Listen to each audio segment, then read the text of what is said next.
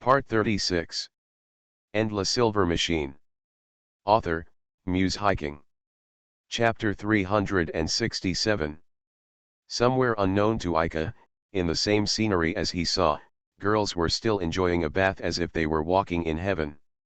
Although the greenhouse bath here is not a hot spring that gushes from the ground, the water temperature is always maintained at a suitable temperature. The milky white liquid flowing into the open-air bath from the water channels on both sides is an unknown substance.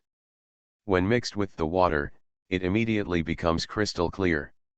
Let your body relax in such a water bath, and your whole body's skeleton will seem to become loose, and you won't want to leave for a moment. If you don't go out, you will faint. If that's the case, isn't it the same for you, princess? Of course I can't leave everyone here alone. Lan Ming and Ling sat opposite each other with towels on their heads, neither of them showing any sign of getting up. The two people here seemed to be unwilling to admit defeat because of their senseless competitiveness. Charlotte and Wei 11, who accompanied them, also buried their heads in the water naturally. You're careless. The hot springs here are simply traps set up to make the enemy relax. Miss Charlotte, what are you fighting against? Judging from their feeble voices, it was only a matter of seconds before they fainted. Anja, who didn't need to cooperate with anyone, was already sitting on the edge of the open-air bath wrapped in a bath towel, becoming the only survivor. Suddenly, Anja seemed to notice something and looked towards the door, but all she saw was slightly swaying leaves. What's wrong, Anja? It just seemed. Anja thought for a moment, and finally shook her head in denial, without saying to Lan Mingming, no, it's nothing. This open-air bath is built deep in the indoor garden. It is still some distance from the door, so even if someone comes in, they will not be noticed immediately. Moreover, if someone really sneaks in here, there is no reason why he and Charlotte can't notice it. Ah, Miss Charlotte. Just as he was about to look towards Charlotte, he heard Wei 11's panicked voice. Charlotte's figure was no longer visible on the water, leaving only a string of bubbles rising from the bottom of the water. Anja corrected her view in her mind. Charlotte, who sank into the water earlier than Wei 11, is no longer the same person she used to be. Lan Ming noticed Anji's unusual moment. After all, he often saw Charlotte showing the same expression in the castle. She agreed to keep the maid who took care of Zi Ming with her, which meant that she and Xiaoluo were treated in the same status. Since Anja said not to worry about it, she must be the one who cares most about the abnormalities around her. Since you have entrusted your trust to her, let her make all the decisions. Lan Ming stood up from the steamy bath water, crystal water droplets sliding down his slightly red skin. Ling also stood up along with Lan Ming. That's it for today. Miss Charlotte looks like she needs a rest too. On the other side, Wei 11 had already grabbed Charlotte's arm and dragged her from the bottom of the water to the edge of the pool. Her face was red and she was trying hard to do what looked like cardiopulmonary resuscitation. Just pressing your belly shouldn't have any effect, right? What should I do? Miss Charlotte drank a lot of water. Ling walked to the tearful Wei 11 and helped her lift Xiaoluo to the square stone ground. Judging from the look on Charlotte's face, she must have just fainted. Wei 11 probably thought that Charlotte was drowning and that's why she was so panicked. In this case, artificial respiration should be done. Artificial respiration. Lan Ming peeked his head from behind to observe the situation here. Originally, she would have apologized to everyone for taking Charlotte's place, but she probably understood Ling's intention to make fun of Wei 11. She did not get in between the two of them, but became an onlooker with interest. Wei 11 also knew what artificial respiration meant, but her face turned red just thinking about that scene. Ling ignored Wei 11's delicate girlish heart and deliberately pursued her victory. Isn't this kind of thing difficult? Miss Charlotte is also a girl. Then, wouldn't it be great if Sister Ling did it? Varied. This time Ling's provocation method was not only ineffective, but even counterproductive. Wei 11 mercilessly threw the pot back to Ling, who made the suggestion. Wei 11 is not a child who doesn't understand anything, but her submissive character has caused such an illusion to the people around her. It's just Wei 11, but she didn't follow the instructions honestly. Ling, who did not expect to be counterattacked by Wei 11, took a step back in disbelief. However, she did not expect that Wei 11 would counterattack her entire army. Behind her was Lan Ming, a crowd of onlookers. Ling, who had a high self-esteem, was in a dilemma, but she still reluctantly put her hands in and turned her head. This is my first time, besides, it's not your first kiss, so what does it matter? The cloud of steam rising into the sky definitely did not come from the air in the greenhouse. I can't turn a deaf ear to this information. When Ling and Wei 11 were arguing, Lan Ming intervened at the right time. Classmate Wei 11 is no longer. Ah ah ah ah. Wei 11 suddenly shouted with all her strength, trying to cover up Ling and Lan Ming's teasing. It was obviously a happy memory, but it was so embarrassing when it was said from other people's mouths. Wei 11 has been troubled by this contradiction. After shouting like this for a few seconds, Wei 11, who couldn't breathe, collapsed to the ground like a deflated balloon. Lan Ming and Ling laughed at this childish approach, and Ling took this opportunity to skip the topic of artificial respiration. Well, I don't know if Charlotte was awakened by Wei 11's shout just now, but she sat up with her hand on her still groggy head. Miss Charlotte. That's great, nothing happens. Charlotte's recovery made Wei 11, who had finally caught her breath, show a tired smile. Unbeknownst to her, she was really worried about Charlotte, rather than trying to use this opportunity to escape from the embarrassing topic just now. Charlotte, who was slightly sober, immediately understood her current situation, and made a gaffe that was inconsistent with the image she maintained, which made her feel guilty. The red moon on the dome has deviated from the center position, and it's almost time to go back to the room. Strange, where did Anja go? Lan Ming walked a few steps by the bathtub wrapped in a bath towel. She was here just now. Should we go back first? The humidity here is so high, and staying here for too long will be very harmful to the skin. Let's go back too. Ling held Charlotte's hand to help her stand up, and then touched Wei 11's head with some force. This was probably Ling's apology for teasing Wei 11 just now. She was the person present who could best understand Wei 11's mood. Moreover, the teasing just now also contained jealousy for his stagnation. In fact, these were not the reasons for deliberately bullying Wei 11. No one needs to remind him, Ling is very clear in his heart from beginning to end. When everyone's attention was attracted by the Charlotte drowning incident, Anja quietly left the scene. The strange feeling at that moment was not an illusion. In addition to the 5 people bathing, a 6th person did enter the open-air bath. Teacher Letica has declared that this place is only for their guests. It stands to reason that no one from other gods will enter here rashly. Anja stepped barefoot on the jade-white square stone path without making a single sound of footsteps. As she walked towards the entrance, she paid attention to the movement hidden in the dense vegetation. But until I walked to the entrance of the open-air bath, I didn't notice anything unusual. Is it really just an illusion? Anja could only admit that she had indeed made a mistake in judgment. Could it be that he has become neurotic because he has been away from Zi Ming for too long? Generally speaking, shouldn't the senses be dulled? Anja herself didn't notice the impact of leaving Ziming on herself. She was just attracted by the person who came to her mind. For a moment filled with emotion, Anja came out of her slight sadness. Everyone is already here. Go change your clothes first and wait inside for everyone to come back.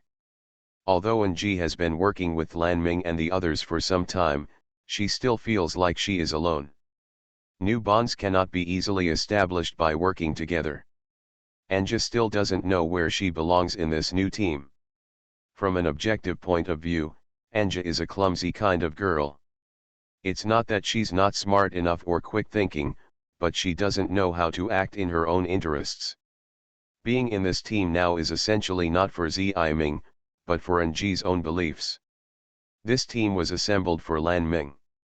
We are still a long way from Zhi Ming here. It's hard to see yourself and them as working together, but they just happen to have the same goal. The reason why I commit myself here is simply because I don't have the ability to overturn the situation like Ika. Is it really appropriate to stay here with this mentality? With worries like the above, Anja pushed open the wooden door of the open-air bath. End La Silver Machine. Author, Muse Hiking. Chapter 368. She first walked along the square stone path to the depths of the indoor courtyard with a view. The sound of clogs hitting the hard stone is a sound that has never been heard above the green grass and under the fallen cherry blossoms in that world. The humid air condenses on the dome and high branches into droplets of water, which fall on the open paper umbrella and play a different tone than the one under your feet. She stared at her feet with a trace of curiosity, hearing a pleasant sound that she had never heard before in her ears, and her steps became brisk unknowingly, as if she was stepping on a grid. Until I walked into the depths of the indoor garden and heard the sound of someone talking.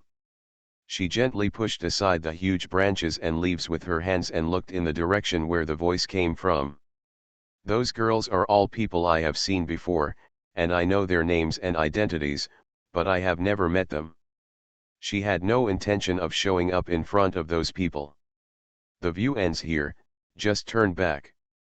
What he didn't expect was that someone actually noticed him, and he was obviously not the holder of the magic outfit. Even if they are discovered, it doesn't matter. From a physical point of view, they can be classified as the same sex as them. Although the other party had obviously noticed the movement here, she seemed to have no intention of coming here, so she calmly walked back along the original road holding a paper umbrella. Why is she here now? It's because someone carelessly left her out before going out. After staying quietly in the room, this was the first time that she suddenly had the idea of going out alone. What she saw through the man's side was the scenery of the indoor courtyard, but she did not find him here. Maybe there are places with the same view elsewhere, but this time I found the wrong place. The wooden door I passed when I pushed it open lost the hard touch of ashlar stone under my feet, and was replaced by a soft feeling like grass, and the crisp knocking sound was also absorbed by the carpet. She had other things on her mind when she came here. Now that her original purpose had not been achieved, she began to care about the room that separated the open-air bath from the outside world. The open-air bath on the left side of the room is lush dark green, and the promenade on the right side is flawless white. The color of this room is a light pea green that mixes these two colors. It is a color that makes people unconscious when they are in it. A relaxing color. She moved slightly and looked around the room, and finally her eyes fell on the furniture that looked like cabinets. It was the only prominent piece of furniture in the room. She walked closer and found that there were 5 rattan baskets placed in 5 grids side by side, with folded clothes inside. She knew that these were the clothes of the 5 girls in the open-air bath, and there was nothing particularly noteworthy about them. But when her eyes swept across the rattan basket on the far side, she was attracted by something. He reached out and took out the piece on the top, and unfolded the triangular pink and white fabric in front of his eyes expressionlessly. She still had an impression of this underwear and knew whose underwear it belonged to. At this moment, the second person pushed the door open and walked into the room. Thanks to reflexes honed through daily experiences, Ika ducked into the thick bushes before being spotted by the newcomers. Covered by the huge fan-like branches and leaves, the other party didn't seem to notice that there was anyone here in the first place. Ika held her breath, and the surroundings were unexpectedly silent. The new person who came in was humming a song, and it was vaguely possible to tell from his voice that he was not of the same sex. The ominous premonition struck. Until now, if it was an empty, unfamiliar place, it would most likely be a forbidden place that Ika would never take the initiative to enter once she knew where it was. Ika tried her best to stay calm. This is not the first time I have entered a place like this. I have seen many scenes above this. It is not worth making a fuss about. The only thing I want to complain about is, since it's a women's bathroom, why doesn't it even have the most basic signs? Judging from the footsteps, there is only one person on the other side, and he has not noticed that he is hiding nearby. This is an opportunity. As long as she steps into the bathtub and enjoys the bath comfortably, she can then find an opportunity to sneak out. Aika eliminated all distracting thoughts in her mind, closed her eyes and waited for the opportunity to come. As the saying goes, misfortunes never come singly, and this girl is not the only one who enjoys bathing during this time. Ruby, don't run like that in the bathroom, the floor here is slippery. It's okay, sister. It's like the deck here, and the ship will shake even more. But you can't compare like this. Just by listening to the voices, he knew that the two people who came in later were teacher Letica and Ruby, who had separated not long ago. Why are the two of them here? Shouldn't I be with Lanming and the others? Carol L., long time no see. Haha, Your Highness, Ruby has grown up. Aika was startled. I feel like I've heard this voice somewhere before, but I just can't remember it for a while. Sister, let me introduce you. This is Carol, who served as the commander of Tasi Kong Yukong team after you left, but she went out to practice not long after taking office. Ahaha. Only then did Aika realize that Ruby was actually a cheerful and lively child at home. When interacting with her on the boat, I always felt a little unnaturally reserved, which was probably a sign of fear of strangers. Teacher Letica chuckled slightly awkwardly. Does it have something to do with the girl who came in first? Although she was a little curious, it was not enough to drive Aika to peek into their situation. Your Highness Ruby, now I want to tell you a secret. Can you promise that I will not tell it to anyone else? Well, it's a secret, right? I know it, and I will never tell it. Carol L., it doesn't matter if you don't have to tell Ruby specifically. Only Your Highness Ruby knows nothing. You have a lot of things to worry about when you say it, right? So I want only Your Highness Ruby to know. And she is a child who will definitely abide by her promise, right, Ruby, Your Highness? Well, Ruby will definitely abide by her agreement with Carol. Right, Teacher Letica. Sure enough, I was impressed by this voice. It turns out that you and Ruby had such a close relationship before I knew it. When I first met you, you told me that you just accidentally got the qualification to be exempted from the recommended test. At that time, I felt a little strange, even if the Protoss, no matter how casual you are, you will never give the exemption quota to ordinary people. That's actually the case. We don't have much of a relationship with the Sky Guards now. I only fought for the position of captain so that I can recommend you to enter Shimizuki Academy without taking the exam. In fact, I never thought that I would meet you at Shimizuki Academy. And they're still in the same class. Ruby couldn't understand the conversation between the two people from the middle. After all, it was a world she had no contact with at all. Did Sister and Carol meet in Shimizuki Academy? It's more than just acquaintance, Ruby-sama. When I was training at Frost Moon Academy, Lady Letica was my instructor, and I was Instructor Letica's student. In other words, Carol is practicing under her sister. Yes, you can understand it this way. But this is a secret between the three of us. We must not let others know. Especially the distinguished guests who came here with you. Carol L., are you going to never meet them again? You and Aika are very good friends, right? Is it really okay not to let him know? There shouldn't be much difference between knowing or not knowing. Even if we know, we should still be friends. In this case. Carol I hesitated, and finally added, what if it really happens, if I encounter him, I will still confess honestly. But, I still don't know how to face him like this.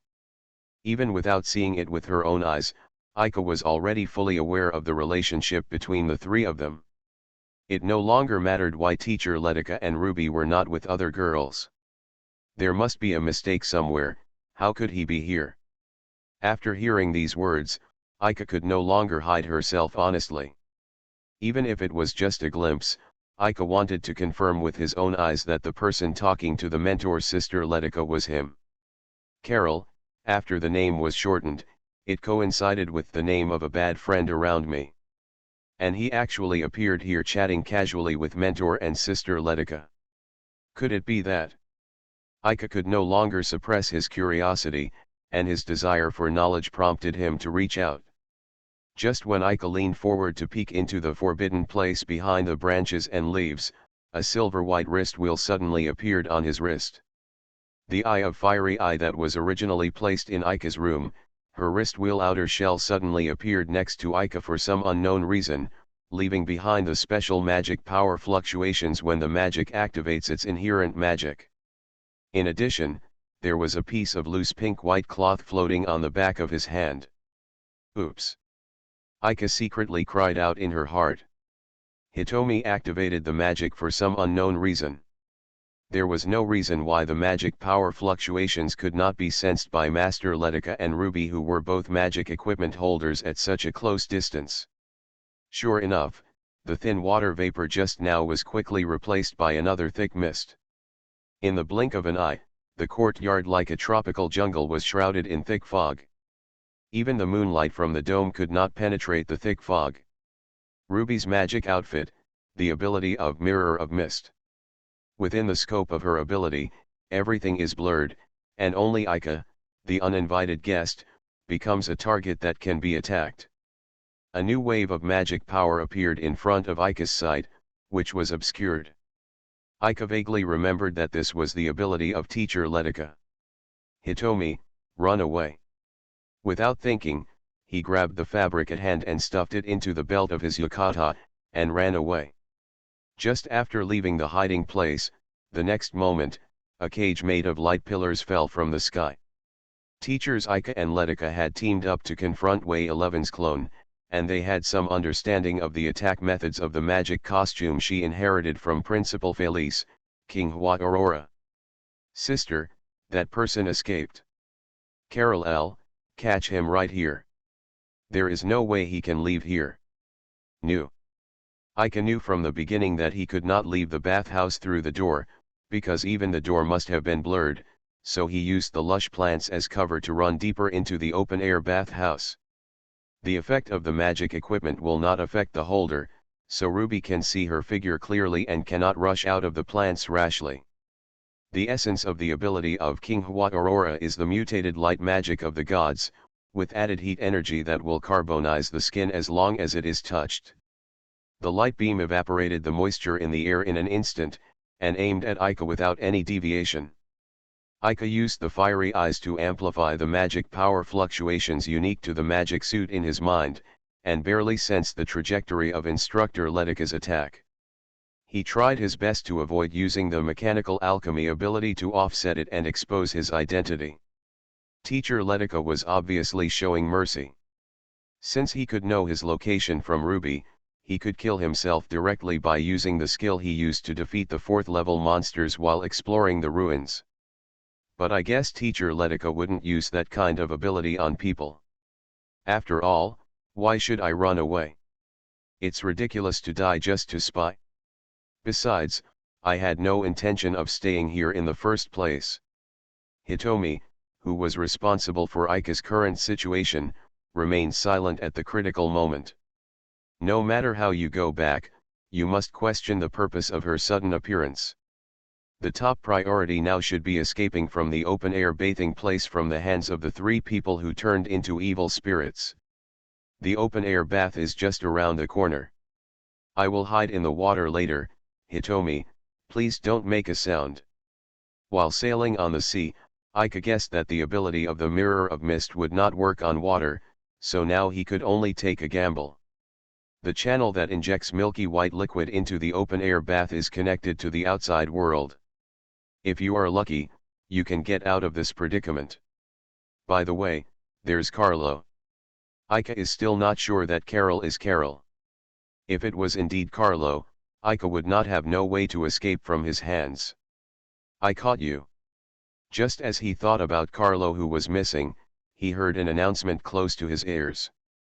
Although Carlo was nowhere to be seen, he didn't know when he walked around in front of him. It's not surprising that he would catch him faster than the fortress-like instructor Letica. Ika has been with him many times as a partner or opponent in practical classes at Shimizuki Academy. If he were allowed to use magic here, it would be impossible to escape smoothly without counterattack. Thick fog obscured the view. Ika felt Carlo approaching her and whispered in a voice that only he could hear. Whether you are Carol or Carlo, I will treat you as my best friend for life. Sure enough, as Ika thought, Carlo's sudden words slowed down Carlo's movements. Ika did not let go of the loophole that he had been aiming for from the beginning. He instinctively used his left hand to catch Carlo's left-handed jab. This is the starting position of physical arts that Carlo often uses in practical skills classes. The jab with the added magic is as sharp as a sword. After feeling the feeling of catching the punch, Ika immediately pulled his body towards her. Carlo's body had the inertia of forward motion, so it was easy. At the same time, Ika swept his left leg, destroying Carlo's posture, and they both fell towards the open-air bath. The moment he fell into the water, Ika hugged Carlo's waist with his right hand. After falling into the water, the sounds from the outside world instantly became dull. The water in the open-air bath was not deep, and with Ika on his back, Carlo's posture was as if he had knocked Ika down in the water. At such a close distance, the two finally saw each other's faces clearly. The short braid that Carlo had tied up in Frost Moon Academy was now loosened and spreading like petals on the water.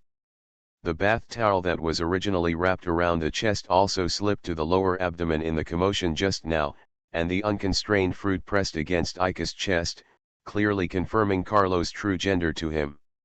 What are you doing here, Ika? And what do you mean by what you just said?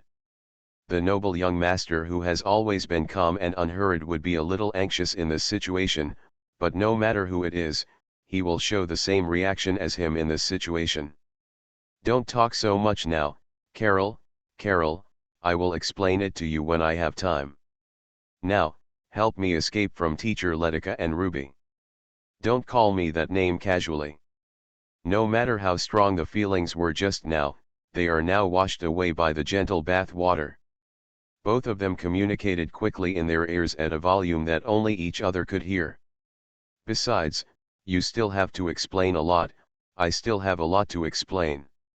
I will also listen to your explanation seriously. Anyway, do you know what the situation is now? If we don't leave, neither of us will have a chance to explain. In their anxiety, both of them seemed to have forgotten their identities that had just been revealed, and they began to argue quietly like brothers in distress. Carol L., are you caught? While soaking in the water, I heard Teacher Letica's voice coming from far away. How are you going to escape from here? The ditch over there should be usable. In short, just help me hold down Teacher Letica and Ruby. Carlo frowned, seeming to be fighting fiercely in his heart as to whether he could let Ika go. You close your eyes first. Ika closed her eyes obediently, and now it was impossible not to listen to Carlo's words. The soft feeling pressing against his body disappeared, and Carlo left Ika's body while he closed his eyes. Half a minute at most, and then you have to give me a good explanation. After hearing Carlo's answer, Ika opened her eyes. Carlo had put on the towel again and stood up. Ika, who had only seen her in short braids and a boy's uniform, had not yet equated her with the familiar Carlo. But the appearance and voice looked more and more like him if he knew it was Carlo himself. This is probably some kind of psychological effect. Thank you. You can let me explain it as many times as you like after this. Ika promised Carlo so, and then quickly dived underwater again and approached the water-filled channel. Carlo should be able to easily help him by enough time. At this time, Ika only has a bad friend to rely on. Although the situation in front of him was so critical, Carlo's true appearance that had just been imprinted on his retina lingered in his mind for a long time. Her name is Carol, so there shouldn't be anything wrong with calling her Carol. Ika's mood at this moment cannot be described with a single word or sentence. Words like mixed flavors seem pale and feeble. In short, we should still be ordinary friends after this, right? That should be it, right? At most, the only thing you can do is to stop being overly intimate when you get along. Furthermore, the way you speak may need to be paid attention to. I wonder if the casual tone just now will be the last time. Having said that, why are you so sure that the relationship won't change subtly in the future? Obviously there are still so many issues that need to calm down and think clearly. Or is it that he is the only one who is so entangled, and Carlo doesn't care about this kind of thing at all? It took about half a minute longer than the agreed time, and Ika successfully found a way out of the open-air bath with the above worries.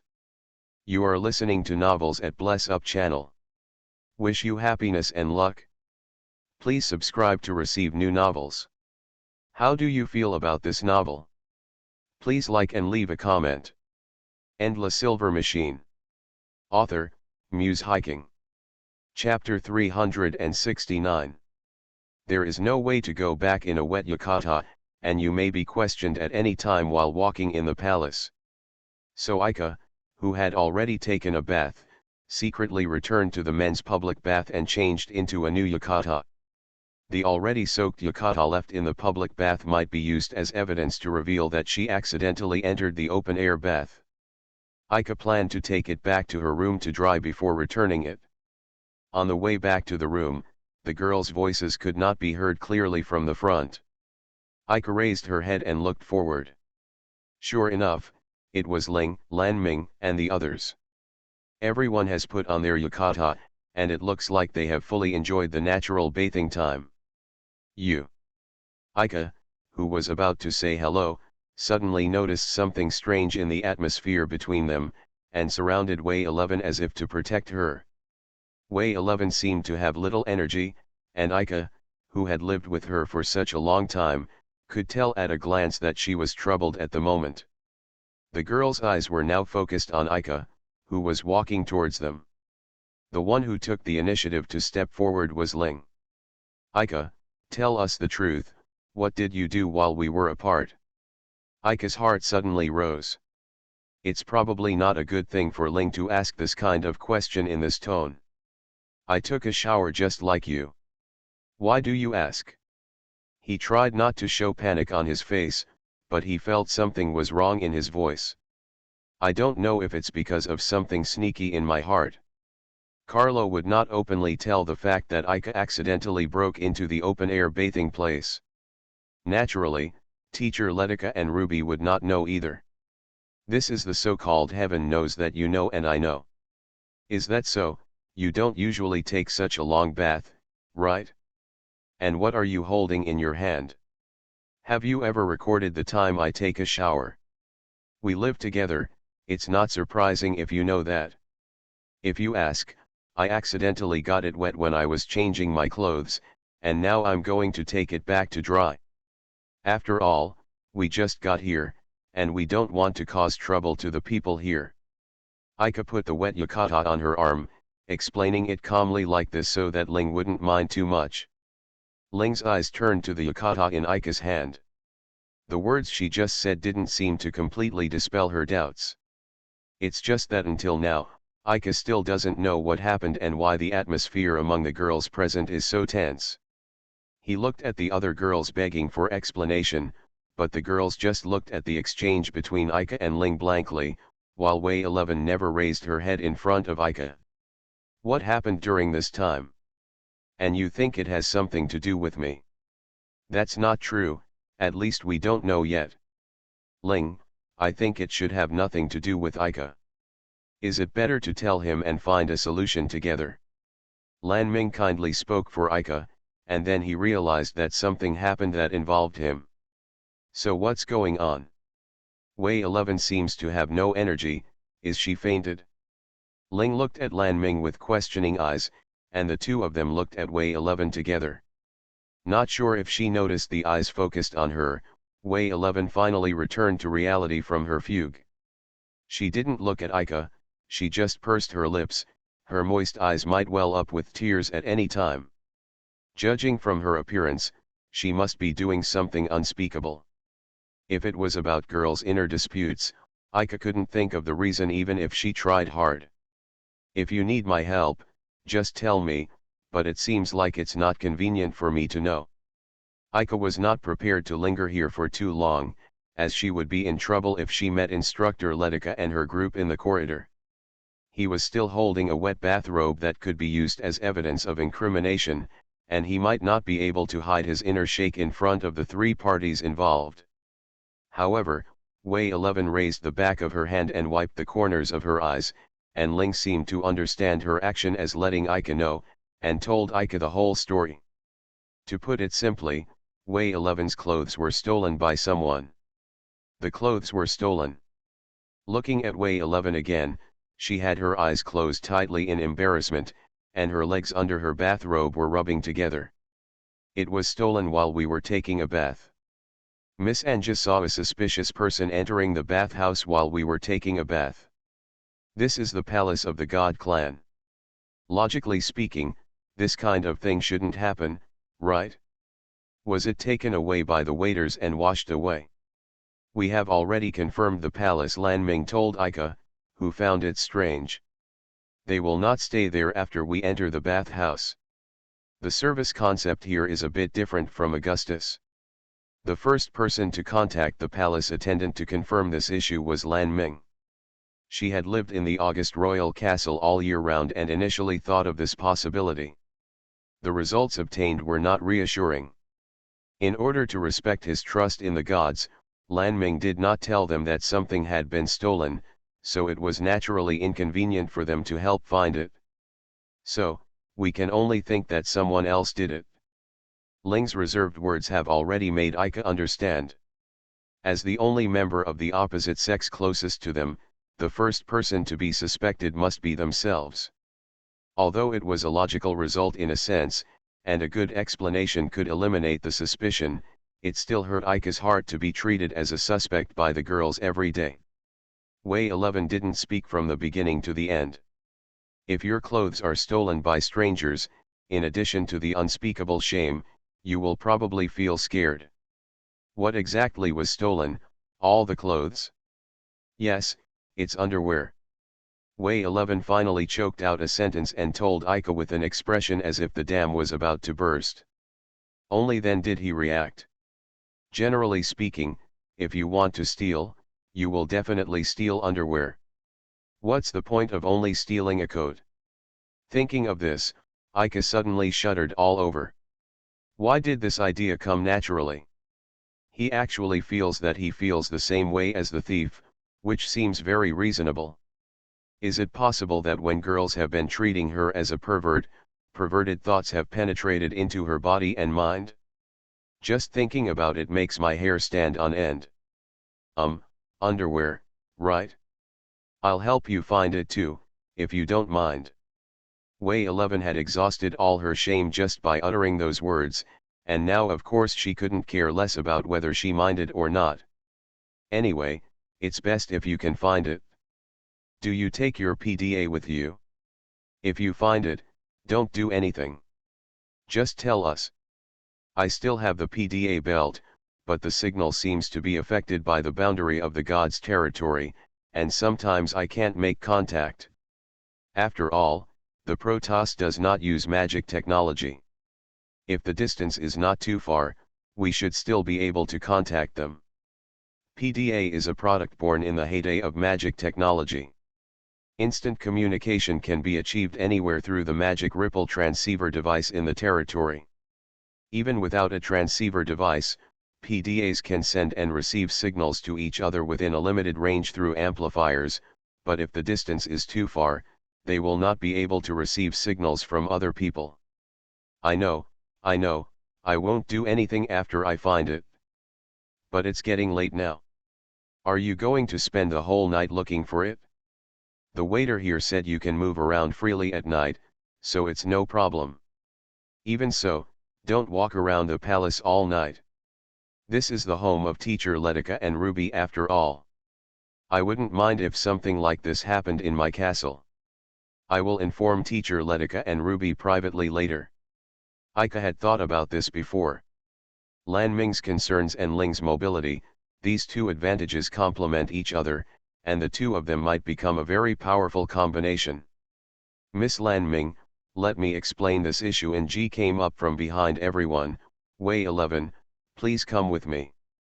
Then I'll leave the communication to you, Anja. Wei 11, leave this matter to Aika and the sisters.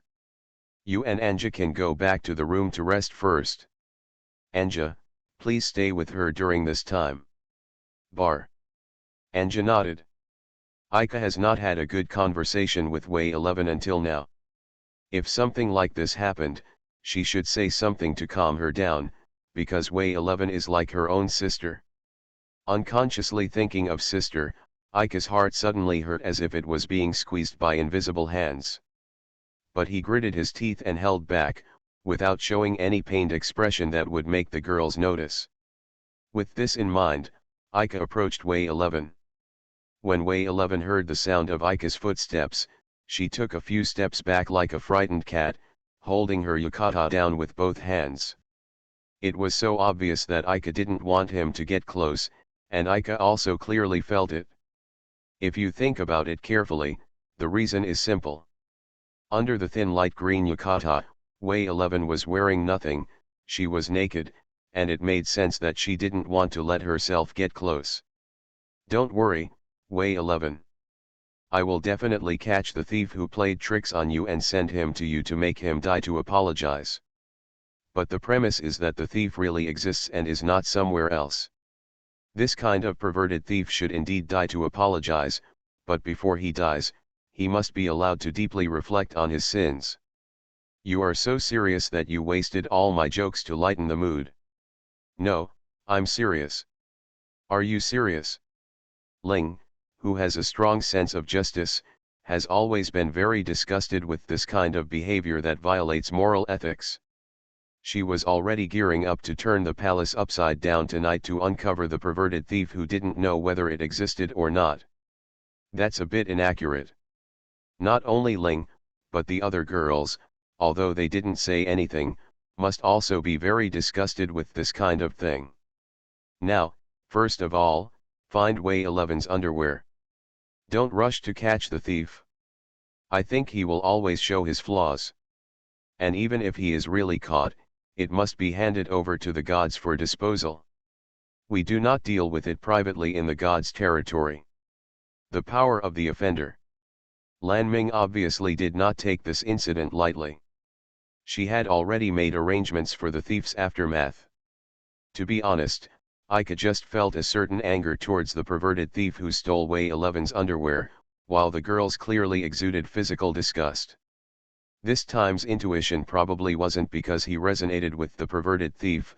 Aika shuddered all over again. Originally, she wanted to say something more to encourage Wei 11 to cheer up, but other female voices came from the other side of the corridor.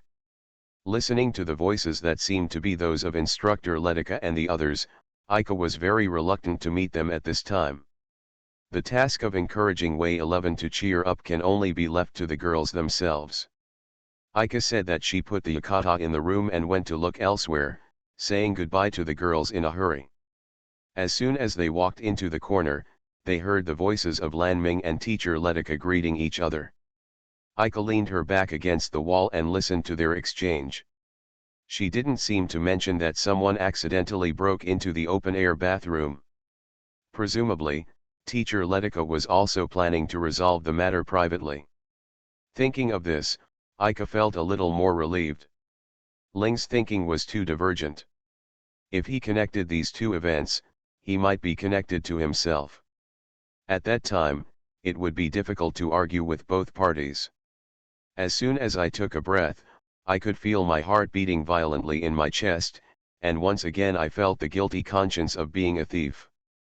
Aika not only laments that everything is changing, but even himself is no exception. Unfortunately, he is changing in a less than ideal direction. The perverted thief who stole Way 11's underwear might have the same mood as him. But Ika would not sympathize with him, because he had no evil thoughts at all, he just became the protagonist of one coincidence after another. When I think about it, I feel much more relaxed. I'm a victim too, huh? My steps also became brisk. After returning to the room and drying the yukata, let's go find Way 11's underwear with them. Endless Silver Machine.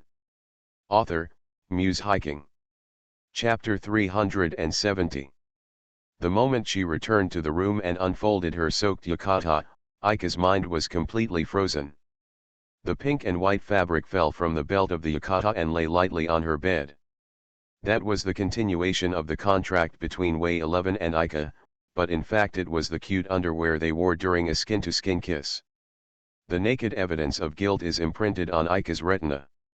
If someone pushed the door in at this time, he would not notice it. Ika still clearly remembers that this was what he put in his yukata belt when he escaped from the bathroom. Why are you holding the underwear? Because the underwear is right there. No matter from which angle you look at it, the current Ika is the perverted thief who should be cut into pieces by Ling under the eyes of the girls with contempt, and sent to the prison of the gods by teacher Letica to be sentenced to death. A few minutes ago, Ika also made an execution declaration for the perverted thief. The executioner who really killed his own dignity was me. No, it has nothing to do with me. The first reaction was not to hide Way 11's underwear quickly, but to raise her wrist and ask in panic at the silver wrist. Another reason why he didn't hide Way 11's underwear was that he still remembered his promise to Ling that he would not do anything after finding her underwear, but this agreement was no longer valid from the beginning. You brought this here, right, Hitomi? This thing also appeared when you appeared. The wrist reincarnates with his silent silvery white light, and the surface can only reflect Ika's face that cannot accept the facts under the light. After receiving such a response, the first thing Ika did was to quickly go back and lock the door. The original intention was to destroy the incriminating evidence, but instead brought new incriminating evidence. Ika sat slumped on the edge of the bed, next to Way 11's underwear. Way 11's underwear was stolen, and the suspicious figure Ji saw in the dressing room suddenly appeared in Hitomi's hand with Way 11's underwear. No matter how you think about it, there is no way it is irrelevant. If the person Anja saw is you, it means you have already been to this world, right? Ignoring the connection between Way 11's underwear and Hitomi for the time being, Ika really wants to meet Hitomi in the real world. But he didn't talk to himself like this to the silver wrist, there was only silence floating in the room. The most important thing now is to solve the problem at hand. You must find a way to return Way 11's underwear to her. There was originally the easiest way, but the option of putting it directly back into Way 11's room no longer existed. Anja and Way 11 are both in that room now. If the missing underwear is found after his visit, there is no doubt that he is the culprit. Put it back where it belongs. It is even more unrealistic. There is no doubt that women's bathhouses have become heavily monitored. Ika glanced at the pink and white fabric lying quietly beside her hand, feeling completely helpless. What made matters worse was the knock on the door. Wouldn't it be so soon? No way, you found this place just after locking the door? Wouldn't locking the door arouse their suspicion even more? Ika stared nervously at the door. After a pause of 4 or 5 seconds, the knock on the door rang for the second time. It feels like my brain has lost the ability to think. What to do with the incriminating evidence? Is there any place to hide? Which one should be hidden first and which one should be hidden later? Thump thump thump. A polite knock on the door, only a palace attendant? If it were just a waiter, it wouldn't be a big problem, but Ling would sometimes knock on the door patiently, not to mention Lanming and Charlotte. Of course, it couldn't be ruled out that it might be Mentor Letica or Ruby. At this point, Ika could only break the agreement with Way 11 and stuff her underwear into her pants pocket. As the saying goes, it is dark under the lamp, and it is safest to hide it within yourself. Who would have thought that a girl's lingerie would be hidden under a well-dressed person? He was the first to know the truth and burst into tears. After making sure there were no flaws, he went over to open the door for the person waiting outside. No matter who comes, as long as you deal with it properly, there will be no problem. Due to personal privacy, it is impossible to be searched. Well. However, the people standing outside the door were neither the girl group who came to check the wards nor the palace attendants, but a handsome young man.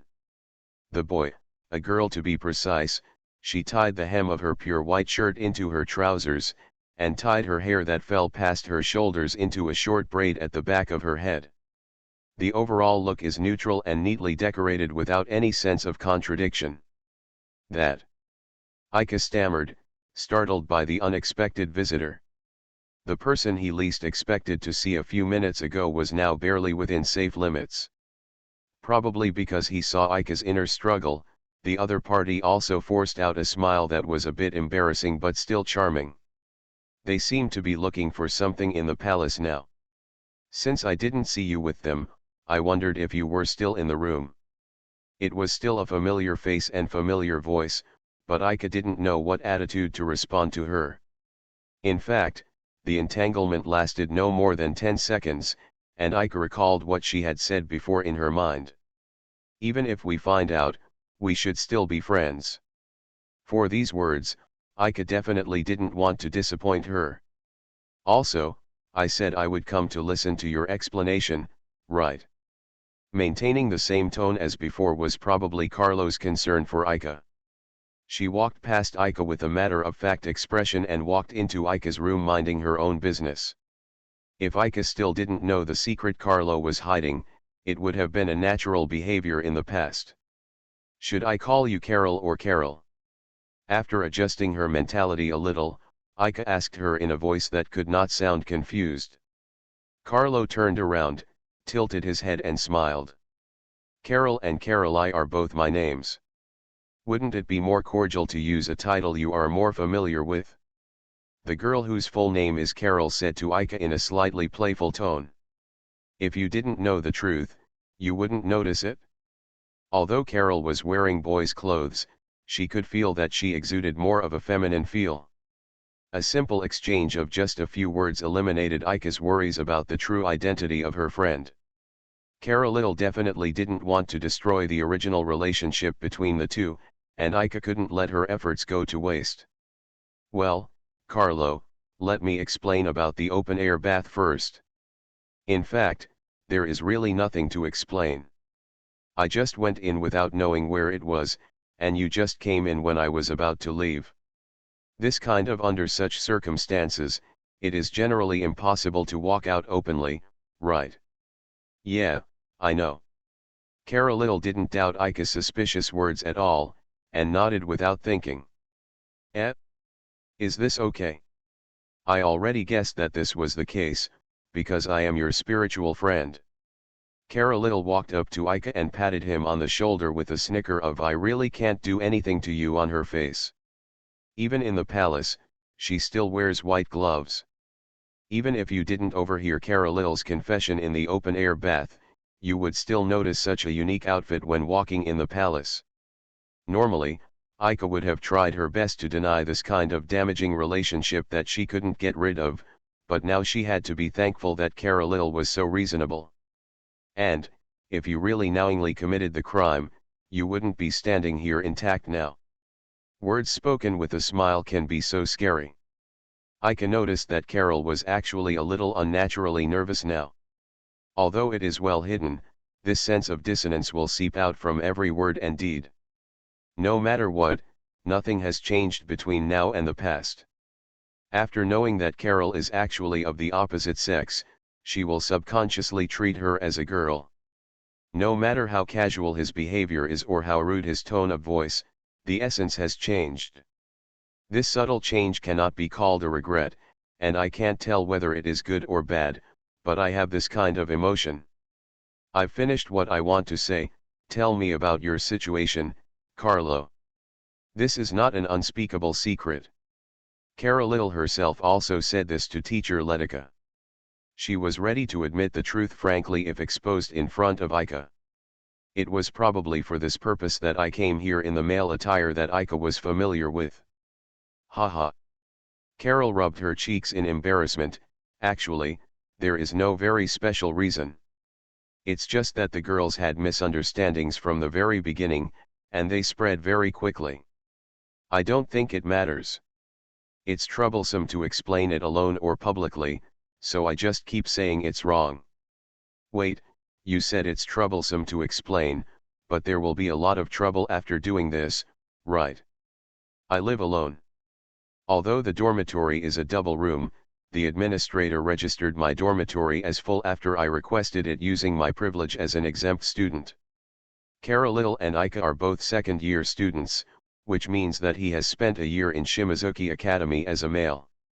Since he is so understated, he probably does have a way to solve the various troubles caused by gender differences. And I'm not the only one who hides my true gender anymore. Ika suddenly felt that Frost Moon Academy had become a completely unfamiliar place to herself. Disclosure of gender is different from reality. This kind of thing is more common than other secrets that need to be concealed. I won't go into details about personal privacy issues.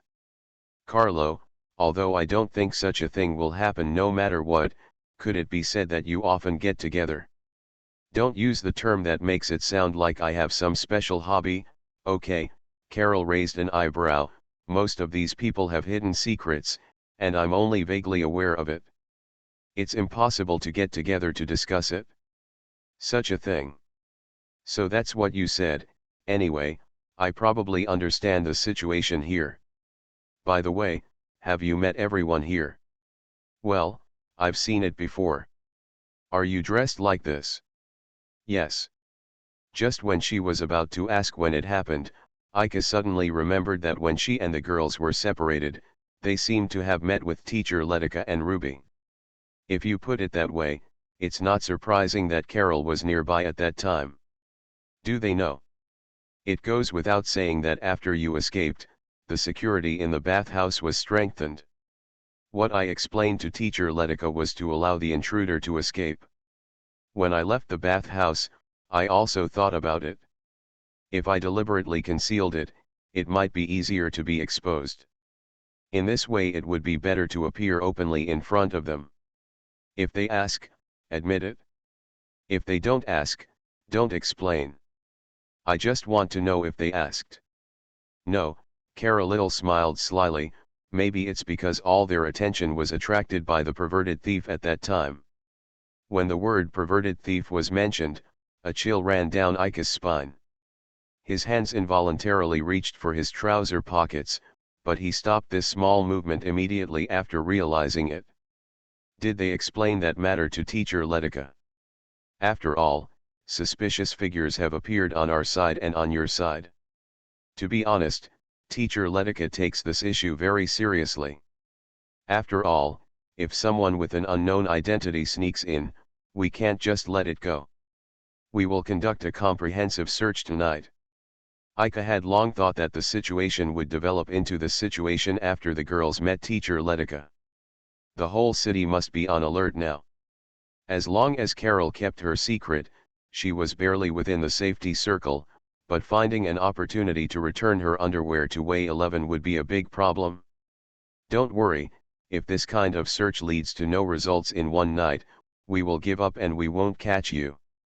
Kara Little said something that she didn't know if it was a placebo, and she sat down beside Ika's bed without hesitation. Then his eyes fell on the yukata draped on the back of the chair next to the table. This is the yukata from that time, right? Why did you bring it here? Normally, you wouldn't get your yukata wet, right? It would be hard to explain why you stayed in the men's bathroom that only I used during that time. Although what you said makes sense, I think you are still too nervous. This kind of thing cannot even be called evidence. Kara Little smiled evilly, supported the edge of the bed with both hands, looked up at the ceiling, and swung her feet as if it was not her own business.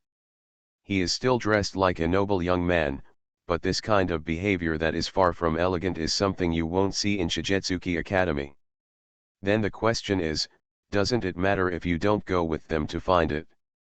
Before Kara Little asked this question, Aika was already considering that method. Can we discuss it with Carol? If you tell her the reason why Way 11's underwear is in your hands, she should be able to understand. If she, who is familiar with the palace, can find a solution together, maybe we can end this farce. Carlo, let me tell you something now. After listening to it, please think carefully about whether I am responsible for this matter, and then decide whether you want to help me, okay? Aika's serious look made Caroline put down her swaying feet in confusion. Why does this need to be so serious?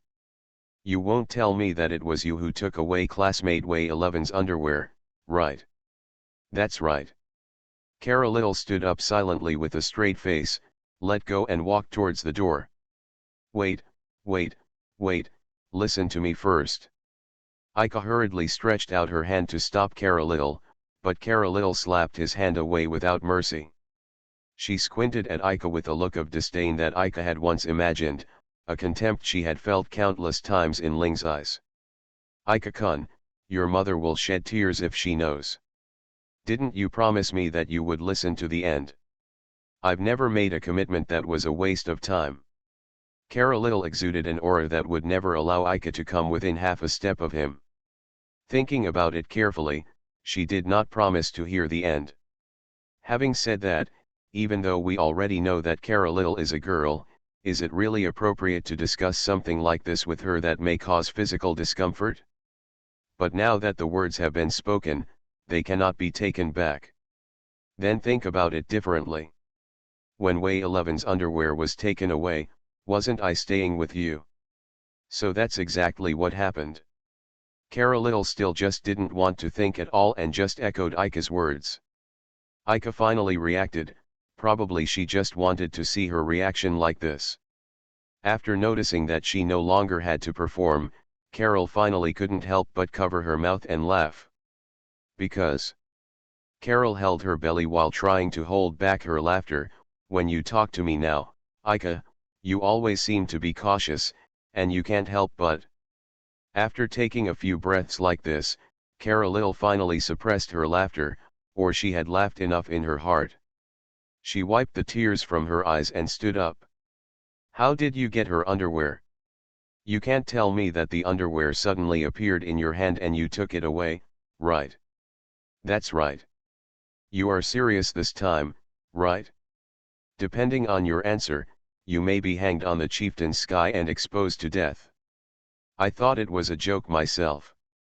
Kara Little didn't expect that she would guess two absurd results correctly using her absurd way of thinking in a short period of time. Her expression could no longer be described as speechless. In that case, regardless of whether there is a real perverted thief or not, the person they are looking for now is you. This is why I didn't go out from here. Please, Carlo, help me find a way. You should be familiar with the terrain of the palace, right? Secretly put him back in classmate Way 11's room. Everyone would feel disgusted if their stolen underwear suddenly returned to the room, right? Who knows what happened to the underwear in the meantime? Kara Little murmured to herself, that's right, and started thinking again. It's quite disgusting. If the underwear was stolen and then secretly returned, I would definitely dig a hole and bury it forever.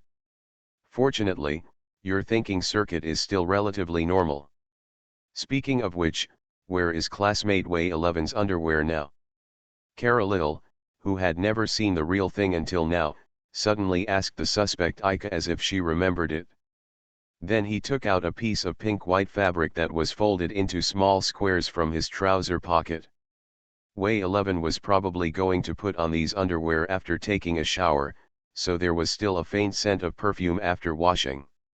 However, Aika was completely soaked when she fell into the water, so Aika didn't take away the girl's clothes underwear such a strong sense of guilt.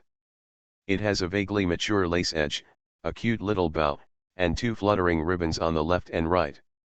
That night Way 11 suddenly came to her room, and Ika knew for the first time that she had this slightly bold underwear. It seems that she usually wears it, but Ika doesn't have the chance to see it. You can actually put a girl's underwear in your pocket without changing your expression. I'm going to change my view of you. How could I have hidden it on my body if you hadn't knocked on the door suddenly? Kara Little moved closer to Ika and looked at Way 11's underwear carefully. Hey, classmate, Way 11 is wearing this style of underwear. It's the winning style. Why do you know so much about girls' underwear? After Ika habitually complained about Carol, she remembered that there was nothing wrong with her even if she had a lot of research on girls' underwear. Listening to Ika's sudden stop, Kara Little probably guessed what he was thinking. It doesn't matter, it would be better if you treat me as a boy. Ika had already seen Kara Little naked in the open-air bath. Under the white shirt that Carol is wearing now, her beautifully shaped breasts don't have much of a presence. They may have taken some special measures, such as underwear or belts with a breast-constricting effect. And although she still leaned forward next to Ika, Carol's eyes no longer paid attention to Way 11's underwear, but looked at the ground under her feet. We stay friends like this. The relationship is pretty good, a relationship where both of us can let go. Wonderful, right? Kara Little seemed to say so, tilting her head slightly to show Ika a happy smile. Whether it's a gentleman or a beautiful girl, this expression is enough to attract any man or woman. It probably has something to do with Kara Little's cheerful personality. Even though she remains extremely popular among girls, her relationship with boys is extremely harmonious. If it were any other girl talking into her ear at such a distance, Ika would inevitably be nervous, but Kara Little didn't feel any such abnormality when she did this. On the one hand, it was because the two had been fighting for a year, and on the other hand, it was because Carolee was still so frank with Ika after her identity was exposed. I understand. Our relationship will not change, and I sincerely hope so. After Ika firmly told Kara Little what she was thinking, her warm breath, which seemed to finally be relieved, passed over Ika's neck and did not escape Ika's attention. Then, as if she had abandoned all confusion, she grabbed Ika's neck as usual, and exerted force on her arms with her usual hearty smile. Since you came to me to discuss it, you just want to return classmate Way 11's underwear, right? The sudden close physical contact made Ika's heart beat suddenly. As expected, he didn't get used to it so quickly, but Ika tried his best to put all those worries behind him. If possible, I want to try to convince them that the underwear was not stolen, but was not found in time due to carelessness. Why? I also want to create a fantasy criminal, and then let them decide what to do with the underwear and it will end smoothly. That is because Ika took the cute soft and smooth underwear into the palm of her hand.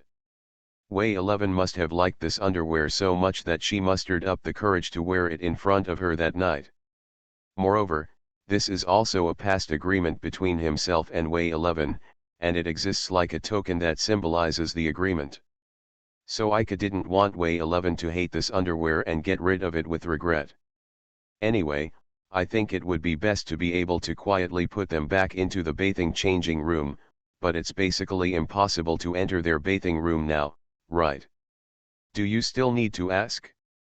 Now we have started to track the remaining magic power in the girl's bathing place. Track. The figure seemed to have activated movement magic when he was discovered by Anja. The activation of magic will inevitably leave traces of magic power. We are searching for such traces now. Kara Little let go of Ika, took Way 11's underwear from his hand, and activated primary elemental magic to evaporate all the moisture in the underwear. I see. Fortunately, I didn't use magic at that time. There is no physical evidence left behind even if you don't use magic. Is your head rusty after being soaked in water for too long? Even if there are any traces left, you will help me fix it, right?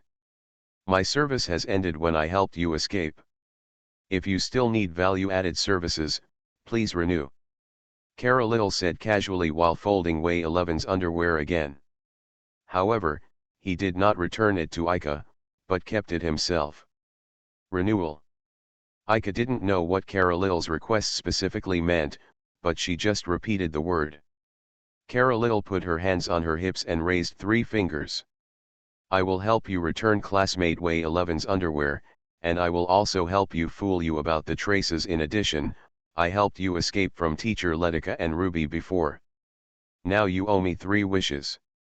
If you say that, Ika will understand. I understand. I will do my best to grant you 3 wishes. Not just 3, but 30. Ika, it's not okay to say that. Carolil put her finger on Ika's lips to stop him from continuing. Human desires are endless. If you say so, he will make a lot of excessive demands. Excessive demands are not in line with your image, Miss Noble Young Master. Amused, Ika gently grabbed Carolil's wrist and removed her fingers. On a normal day, when Ika calls him the nickname Young Master, it's mostly a joke. Probably she didn't expect that Ika would call such an affectionate nickname on such an occasion. Carolil's eyes widened in half surprise and half shyness, and her long eyelashes seemed to tremble slightly due to shock. Then she immediately stepped back and stood up straight, and looked away coquettishly. I don't have to maintain any image in front of you, or do you think that feeling is better than the real me? I think you're doing fine just the way you are. Really, if you say that, then I won't be polite to you for the 30 wishes you willingly gave me. As if escaping, Carol walked quickly past Ika in a good mood and put her hand on the doorknob. After I leave, you can go out and stay with them as much as possible. I will find a way to put Way 11's underwear back in the locker room. After 10 minutes, you can find an opportunity to let them go to the locker room and search again. It will achieve the effect you want. Without waiting for Ika's reply, Carol left the room in a hurry like the wind. Leaving Ika alone in the room, Carol left without even explaining her plan clearly. Recalling the conversation just now, Ika's face couldn't help but heat up. It's just that at the time, there wasn't such an obvious sense of commotion, but now that I think about it, I start to worry that I was too frivolous. But it shouldn't matter if the other party is Carol. It was just because she seemed a little panicked that Ika became a little too concerned about her words and deeds. Looking at the silver-white wrist wheel on his wrist again, it still only reflected the expression on his face at the moment. But compared to before, his expression is no longer so ugly now. If Tong wants to come here, you can do it at any time. I will always be waiting for you. As for the matter of Way 11's underwear, in short, it will be resolved, and you don't have to take it too seriously. Hitomi said that she and he are of the same mind. As long as Hitomi is not sleeping now, these words should be able to be conveyed to her.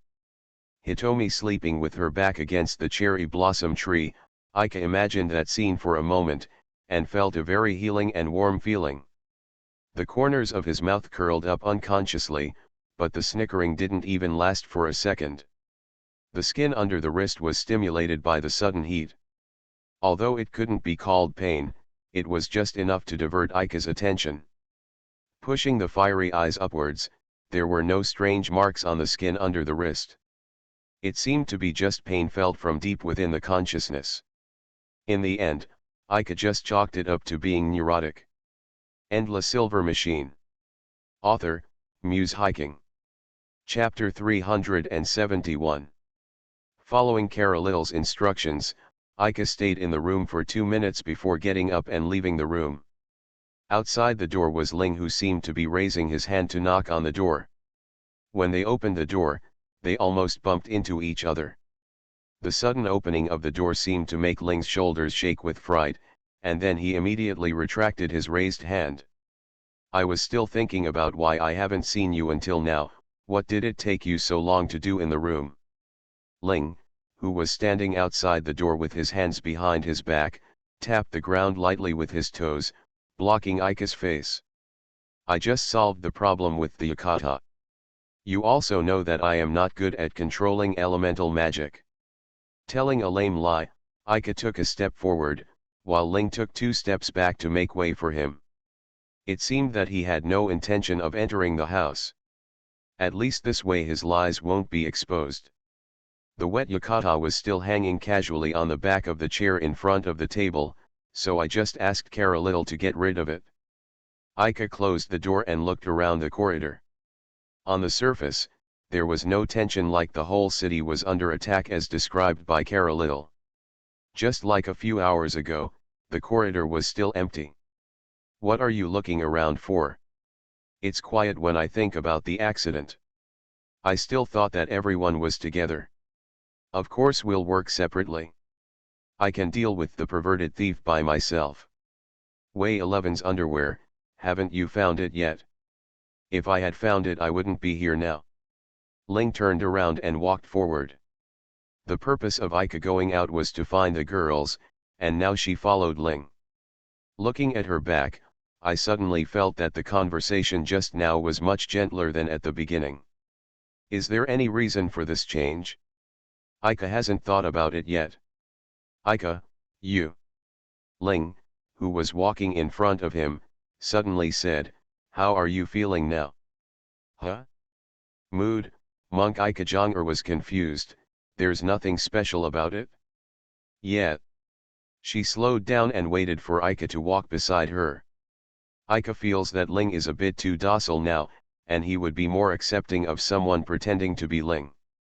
Ling seemed to glance at Aika from the side, but Aika didn't look changed when she looked over. Sorry. Huh, the clueless apology made Aika confused. Why did you say that suddenly? Thinking back to the conversation just now, it was all like this, and there was no way to connect these words together to understand what Ling wanted to express. Usually when this kind of ambiguity occurs, it's mostly about things that Ling herself finds difficult to say, so she always likes to use a bunch of useless words to set the stage. Coupled with the feeling her whole body gave Aika now, he was even more convinced of his understanding. It's because of Way 11's incident. Way 11 didn't look at Aika, as if she was just talking to herself. I doubt you in front of so many people, I wonder if you are angry. Sure enough, Ling came here for that matter. Although thinking about it now, of course I would feel bad if I became the subject of suspicion for no reason. But at that time, I was still thinking about the accident at Carol's side, and I didn't have time to take into account my emotions. After all, that kind of thing happened in Teacher Letica's palace. Generally speaking, you wouldn't directly consider a thief. It's probably normal to contact me. Since you don't mind, it's okay. Ling didn't seem to want to spend more time on this topic. She only came here to confirm Aika's mood and apologize to him. Ling said nothing more after that. However, because he had just thought of Hitomi in the room, Aika also had a problem and wanted to talk to Ling. Ling, after that time in Rosenberg, have you met with the Light Flame Sword again? Meet the Light Flame Sword. Ling turned her head as if she heard some strange and whimsical words. Is that kind of thing something you can do if you want to? It seems from her answer that the answer is no. In the final analysis, it is Aika's wishful thinking that the magic suit can come to the real world, and Hitomi has not given a definite answer. Speaking of magic equipment, it does have a weird feeling. What does it mean? Ling's words aroused Aika's interest. There are still too many unknown things about the magic costumes. Aika wants to know more about them, but it is not possible to meet them just because they want to meet. After all, knowing that they still look like that, it shouldn't be a dream. To put it simply, they are completely different people. Don't you have this weird feeling that there is another person living in your body? Aika didn't care that much about the weird feeling that Ling experienced. Logically speaking, Ling was more adaptable than himself and should have accepted the existence of the Light Flame Sword long ago. Looking at it from another perspective, Aika and Hitomi have been closely linked since birth, while Ling only inherited the Light Flame Sword from his family a year ago. The compatibility between the holder and the magic equipment may also be related to the time difference between them. You have met the Light Flame Sword directly in that world. What kind of feeling did she give you? Didn't you talk to her? That's just through your body, and... Ika paused. The tone she used to imitate you at that time was still very similar. If we judge based on that time, then the two of you may be as similar as sisters. Bar. How could I be like her? Ling dismissed Ika's words without hesitation, using other people's bodies to do that kind of thing, without considering other people's feelings. I would never do something as extreme as her thing. That period may have been an extraordinary period, he said, feeling that he couldn't speak for Guanjianjian here, otherwise Ling Qian would be angry at him, but in the end, Guanjianjian still lent all its power to you, right? To be precise, if I accept her words, I can use all her power. Generally speaking, she is not bad in nature, but I never found a chance to talk to her after that time. Yes. If you hadn't experienced the same scene, I would have thought it was definitely a dream. Similar questions were asked to Lanming and Xiaoluo, who were both magic costume holders, but they only said that they could vaguely feel the existence of their magic costumes. It is possible to understand each other's thoughts, but there has never been any face-to-face communication between the two parties in the spiritual world. Presumably after Ika and Ling asked this question, the two of them were inevitably a little concerned, and they should have tried it after they returned. However, it has not been mentioned again until now, probably because the attempt failed. Supporting Ika's belief in communication in the spirit world is his interaction with Hitomi during his coma. Although I didn't feel Hitomi's aura after that, the time the two spent together was definitely not a dream. Hitomi's warm body temperature, soft skin, moist touch. Suddenly, he felt the burning pain in his wrist again, forcibly interrupting Ika's memories. You are listening to Novels at Bless Up channel. Wish you happiness and luck. Please subscribe to receive new novels. How do you feel about this novel? Please like and leave a comment. Endless Silver Machine. Author, Muse Hiking. Chapter 372. I met the maids in the palace several times on the way, but they just bowed to each other and walked away. Are they also looking for each other? Ika asked knowingly. A suspicious figure also appeared next to teacher Letica. Although judging from the time point, it is not the same person, but it may be a magic we don't know about, such as Wei 11, who turned into two identical people. Hey, it would be great if I could catch him. Sorry, the person you are looking for is here. Ika mentally apologized to the maids running around. Well, Ika. Ling returned to the tone of voice she just spoke in, although things here are also very important now, Luoluo. Yeah, I think you should think more than me. I'm sorry, I'm too talkative. This was not a topic suitable to be discussed when everyone was present, so Ling did not want to waste this opportunity to be alone. There isn't much time left for everyone to enjoy the interracial travel. As long as Lolo stays in the Nemesis Society for a moment longer, it will only increase the uneasiness. Even if teacher Letica is prepared to accept the position of the God Clan Princess to provide assistance to Lanming, it is not something that can be accomplished overnight. Just the preparation for the handover ceremony takes at least a week. Now that we have arrived in the territory of the gods, the core figures in arranging the plan are Ika, Lanming and Mentor Letica.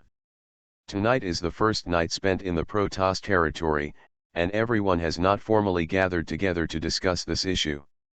It wasn't until Ling put this problem in front of her that Ika felt a little tired.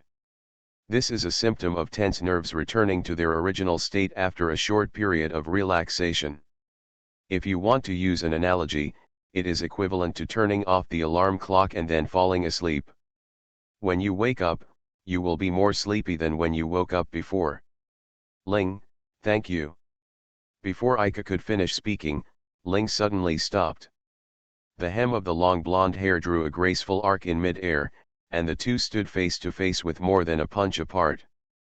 The next moment, his hands, which seemed a bit cool even in the nearly June season, pressed Ika's face from left to right. Do you think it's appropriate to say this to me now? Will I be happy because of your thanks? Ling used her hands harder and made a funny and twisted expression on Aika's face. This was probably some kind of punishment that would wake Aika up faster than a scolding or a slap. Ling is not an outsider, but an irreplaceable family member. He is an important person who can easily make such close gestures. A simple thank you like condolences is extremely disrespectful to Ling, who sincerely considers his family. Have you reflected? Aika's head was completely unable to move under the control of Ling's hands, and his mouth could not speak normally. Of course, Ling did not expect him to answer this question normally. It was just symbolic, reminding Aika with continuous questions mixed with dissatisfaction. Then he continued to control Aika with both hands and nodded. But at this time, Aika wanted to tell Ling something else. Aika, Ling, have you been together just now? Behind Ling, he happened to meet Lan Ming and Xiaoluo, who were coming towards them. From this perspective, only Aika knew that Lan Ming and the others had witnessed the entire process of Ling making such a move just now. Suddenly hearing Lan Ming's voice, Ling jumped up like a spring and let go of Aika. Is it disturbing you too? Lan Ming asked sideways with a smile that showed no trace of guilt. No matter who looks at them, if they don't know the topic they are discussing, they are just a stupid couple flirting in public. Ahaha, I just happened to run into Aika. This guy is still walking around here carelessly, so I couldn't help but teach him a lesson. Ling rushed to answer before Aika, and also exaggeratedly matched various gestures with unclear meanings. Behind Lan Ming, Charlotte covered her mouth and turned her head, then immediately stood back up as if nothing happened. Charlotte definitely couldn't help but laugh just now. Aika and Ling, who had seen everything in their eyes, now wished they had to find a hole in the ground to crawl in. Lan Ming kindly put away his calm smile and talked about the business of why they came here. Didn't Aika bring a PDA? Although it was connected, no one answered it, and there was no reply to the text messages sent. I thought something had happened. My PDA? Aika gradually frowned. PDA? Speaking of which, where did your PDA go? I always carry my PDA with me, and put it in the laundry basket when I take a bath in the large public bath. After taking a bath, I change into a yukata and take it away, and then walk to the indoor courtyard like open-air bath. Thinking of this, Aika's face suddenly lost all color. Aika? What's wrong? Your face is so ugly? I know everyone is busy now. I wouldn't mind if I just didn't see it. It's not something that can be said so easily. Only Aika, who was deeply aware of the seriousness, knew that the situation might have developed to an irreversible point. Speaking of which, have you ever looked for a changing room in the bathhouse? The changing room in the bathhouse? From the beginning You see, you have been looking for it in other places in the palace for so long. If you haven't found it yet, you may have missed something in the dressing room. Isn't there a saying that goes, it's dark under the light? In that case, it is true that as Aika-san said, when we were searching in the dressing room, we were not as careful as we were in the palace. It's not convenient for me to go there, so I went to the men's bathhouse to look for it. If I find it, I will contact you. Don't worry. The men's bath is on the opposite side of the women's bath. Aika finished speaking hurriedly, turned around and quickly separated from the girls. Hey, wait, Aika. Although Ling felt that there was more to him than Aika said when he suddenly left in such a hurry, she had no idea what he was thinking. Lan Ming and Xiaoluo also looked at each other. It's really inconvenient for us to enter the men's bathing area. Just listen to Aika-san and let's go find a new changing room. That guy, what's going on? Although all kinds of things are pressing on Aika now, and the pressure it brings to him is self-evident, the sudden surprise is too tense. Ling, why don't you come with us? We've already looked for you over there, right? Find new opportunities to spend more time with him later. Maybe talking to him more will help. Ling thought like this, turned around and followed Lanming and Xiaoluo. Ika, who left in a hurry, planned to return to the men's bath first, and then follow the original path to find the open-air bath used by Letica and the others. Why haven't you noticed it before? Something so important was missing and I didn't even notice it. On the way, he kept encountering palace maids who nodded to him. It felt like the frequency of meeting the palace maids had increased significantly after walking back this way, which made Ika feel more and more uneasy.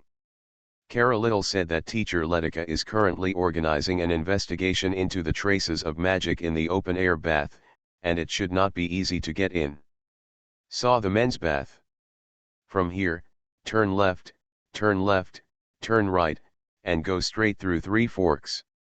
In front of that simple wooden door, someone has been waiting here for a long time. Ika gradually slowed down. In addition to the fact that his feet were already filled with lead and it was difficult to move, it was also because his intuition told him that he had no choice but to walk obediently in front of the waiting person. Instructor Letica had already changed back into the luxurious clothes in the palace, while Kara Little was standing next to Instructor Letica, looking at Ika with eyes that said, "I have tried my best." Ruby and other related personnel from the Protoss are not here, so the investigation of the magic traces may have ended. It's over the moment they find that thing. Classmate Ika, did you drop this PDA or these handcuffs? Instructor Letica held the magic machine that Ika was very familiar with in one hand, and in the other hand she held the heavy handcuffs used to block the flow of magic criminals. Everything is over. After that, it no longer mattered how teacher Letica dealt with Ika. The important thing is that Ika has gained valuable experience and must be wary of destroying all evidence related to him in time when similar incidents occur in the future. Wei 11's underwear was also found in the changing room of the women's bathhouse.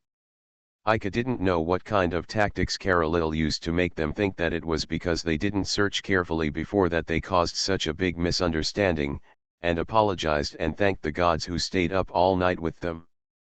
The commotion ended with a happy ending, as the escapees spent their first night in Protoss territory. Endless Silver Machine. Author, Muse Hiking. Chapter 373.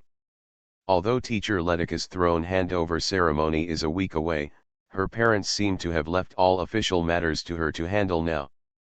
Ika just wanted to complain that his father was too casual as the king of the gods, but it seemed that before taking the throne, teacher Letica had no intention of taking over the important task that his parents had prematurely let go of, so he didn't say anything more. Although the current king and the upcoming queen have ignored the official affairs of the gods, Ruby believes that even this will not have serious adverse effects. Probably the political freedom, ideological freedom, and economic freedom among the gods. In other words, the gods should be regarded as a collection of unrestrained individuals based on individual citizens.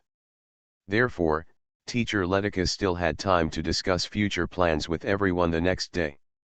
Because this is a meeting hosted by teacher Letica personally, there is no third party present, so everyone can speak freely. The important reason why we can't immediately launch operations centered on Lanming is because Mentor Letica, who is also a key figure, has just returned to the God Clan territory after an absence of 4 or 5 years, and there are still many things that require her to spend a lot of time to sort it out. And Ruby only returned to the God Clan's territory occasionally in the past 2 years, and had no experience at all in handling the God Clan's official affairs and leading the overall situation. But the way she is trying to understand the situation while sitting next to teacher Letica is very cute. When it came to the issue of Lanming and the 2 human countries, her expression was not as calm as in the August Council. This is not only because Lanming is now in an away game in a foreign country, but also because he has to face the pressure of his own country. Ika determined this from her words and actions during the discussion just from the corner of her eye. This meeting is just for everyone to share current information and lay the foundation for formulating future plans. It does not require a definite result. I think everyone is already clear about the current situation, Right, Ika looked around at everyone sitting around the round table. Teacher Letica still needs time to solve the work of the gods, and Ruby will also help. Well, I will do my best to help my sister. Then I'll leave it to you as Teacher Letica, Ruby. It would be great if the eldest brother could also help my sister. If there's anything I can do, of course it's my duty to do it. Wait a minute, classmate Ika, what are you talking about? And I should be presiding over this meeting, right? But didn't Teacher Letica just say that everyone can speak freely? Even though I said so. Instructor Letica was not dissatisfied with Ika taking over the host status, but she was entrusted by him to take care of her sister, and she felt unwilling to be treated like a child by her own students. Although when he was in the Hive fleet, Ika said that he was very proud to have people he could rely on, he also relied on Luoluo to become as strong as he is now. But Teacher Letica was still a little embarrassed to rely on her sister in front of everyone. Ika looked apologetically at Teacher Letica, who was sitting on the back of the chair with puffy cheeks, and then looked at the others. We are the party in need of assistance, so we cannot cause trouble to Teacher Letica until she is ready. The Bis Empire and the Nemesis Society are now far out of our reach, and no matter how anxious we are, it will not help. So what we can do now is to understand the territory of the gods first, because we may stay here for a long time. The implication of Ika is that everyone needs to relax appropriately. In this case, why not enjoy the rare life in the territory of the gods? Although there is an urgent emergency at the moment, as Ika said, if you make a deployment in a hurry, you will inevitably miss some aspects, and these aspects may become fatal flaws. As mentioned in the meeting just now, the support that the Protoss represented by Teacher Letica can provide to Lan Ming will not be the army, but will only allow her, who has lost power, to gain backstage power that can have a say in the mainland. If they can successfully obtain such a name, Lan Ming will also have strong support enough to negotiate with other forces. This is a crucial prerequisite for them to develop from a small fire to a prairie fire. Although successfully taking over the position of princess should be able to help classmate Lan Ming, but... Teacher Letica whispered in a low voice as if she suddenly remembered something. It was a confused tone that was not confident. Are there any other problems with doing this, Teacher Letica? Well, although the gods basically don't care much about such small things as who they support, so you don't have to worry about any objections for the time being. However, when you are suddenly pushed onto the stage, there will always be an unusually abrupt feeling. Bar. She looked to Ruby beside her for advice, and she nodded slightly with a feeling of uncertainty. I think, brother, shouldn't you do something first so that everyone can get to know you better? Do something. Ling held her chin as she thought about the meaning of the sentence, but to become a public figure like that, earth-shattering events like that won't be found so easily, right? That's right. When Ling sharply pointed out that this idea was unrealistic, Ruby thought it was a rude act on her part to interrupt without thinking, so she could only shrink back her seat in frustration. Ah, it's not that the method doesn't work. Ling didn't mean to make suggestions for Ruby, so she changed to a more euphemistic way of saying, if we say that not only the support of the representatives of the gods, but also the support of the people can be obtained, it will indeed give us more confidence, and Ruby's idea is absolutely right. It's just that there is only 1 week left until the handover ceremony for Ritika's mentor, and we don't know if we can find such an opportunity. As if he had spotted the moment when the issue would fall into conflict, the door of the conference hall was violently pushed open from left to right. Transfer big event, transfer big event. Who will take over my big event? The person who walked in while shouting in a leisurely tone was the captain of the Sea Mist Fleet who had not shown his face in the palace yesterday, Philly. Captain, unexpectedly, this uninvited guest would suddenly burst into the meeting.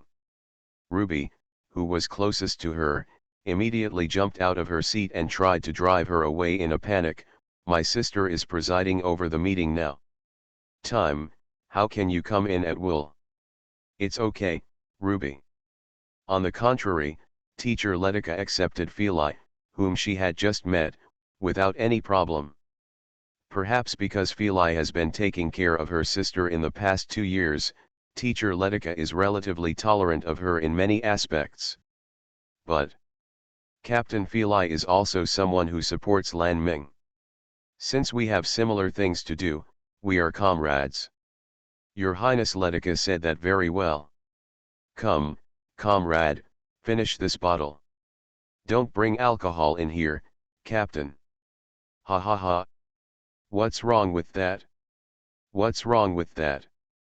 Philly, who was in a high mood early in the morning, deliberately raised the wine bottle she took out casually, so that Ruby, who wanted to grab the bottle, could only jump hard in front of her like a little rabbit.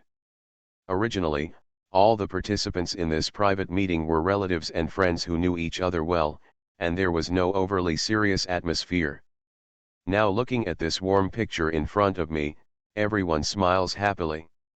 Actually, I just heard that you gathered quietly early in the morning to discuss future plans, so I deliberately put down the work at hand and rushed over. As a partner of the God clan, I should also have the right to know, right? Of course, we originally planned to take the opportunity to convey the results of this meeting to you. Philae, the big event you mentioned just now is.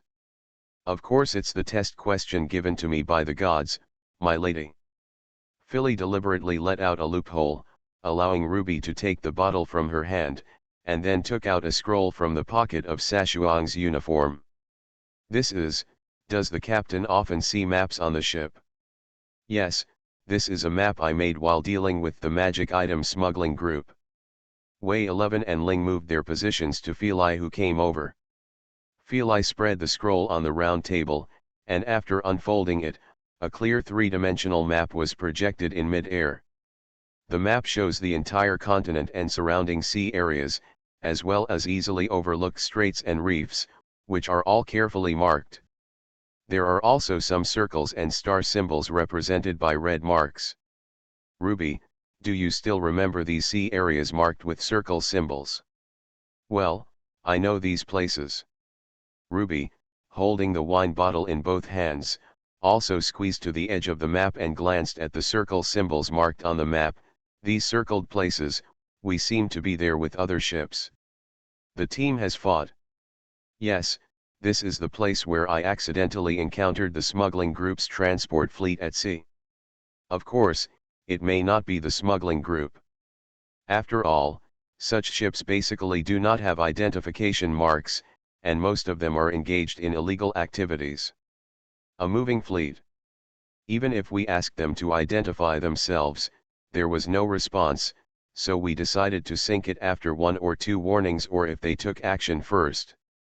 But to be honest, my intuition is often quite accurate, and most of the time there is no accidental damage. More than ordinary people.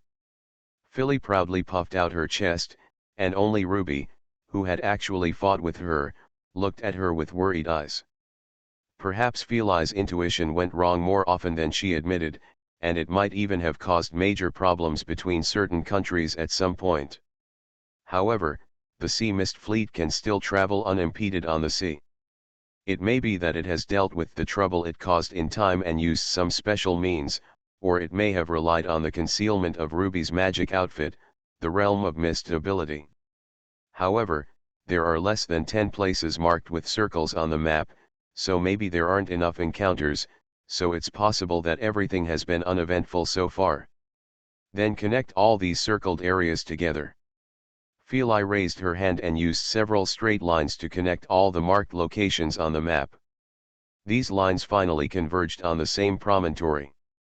I can notice that the promontory was within the territory of the gods.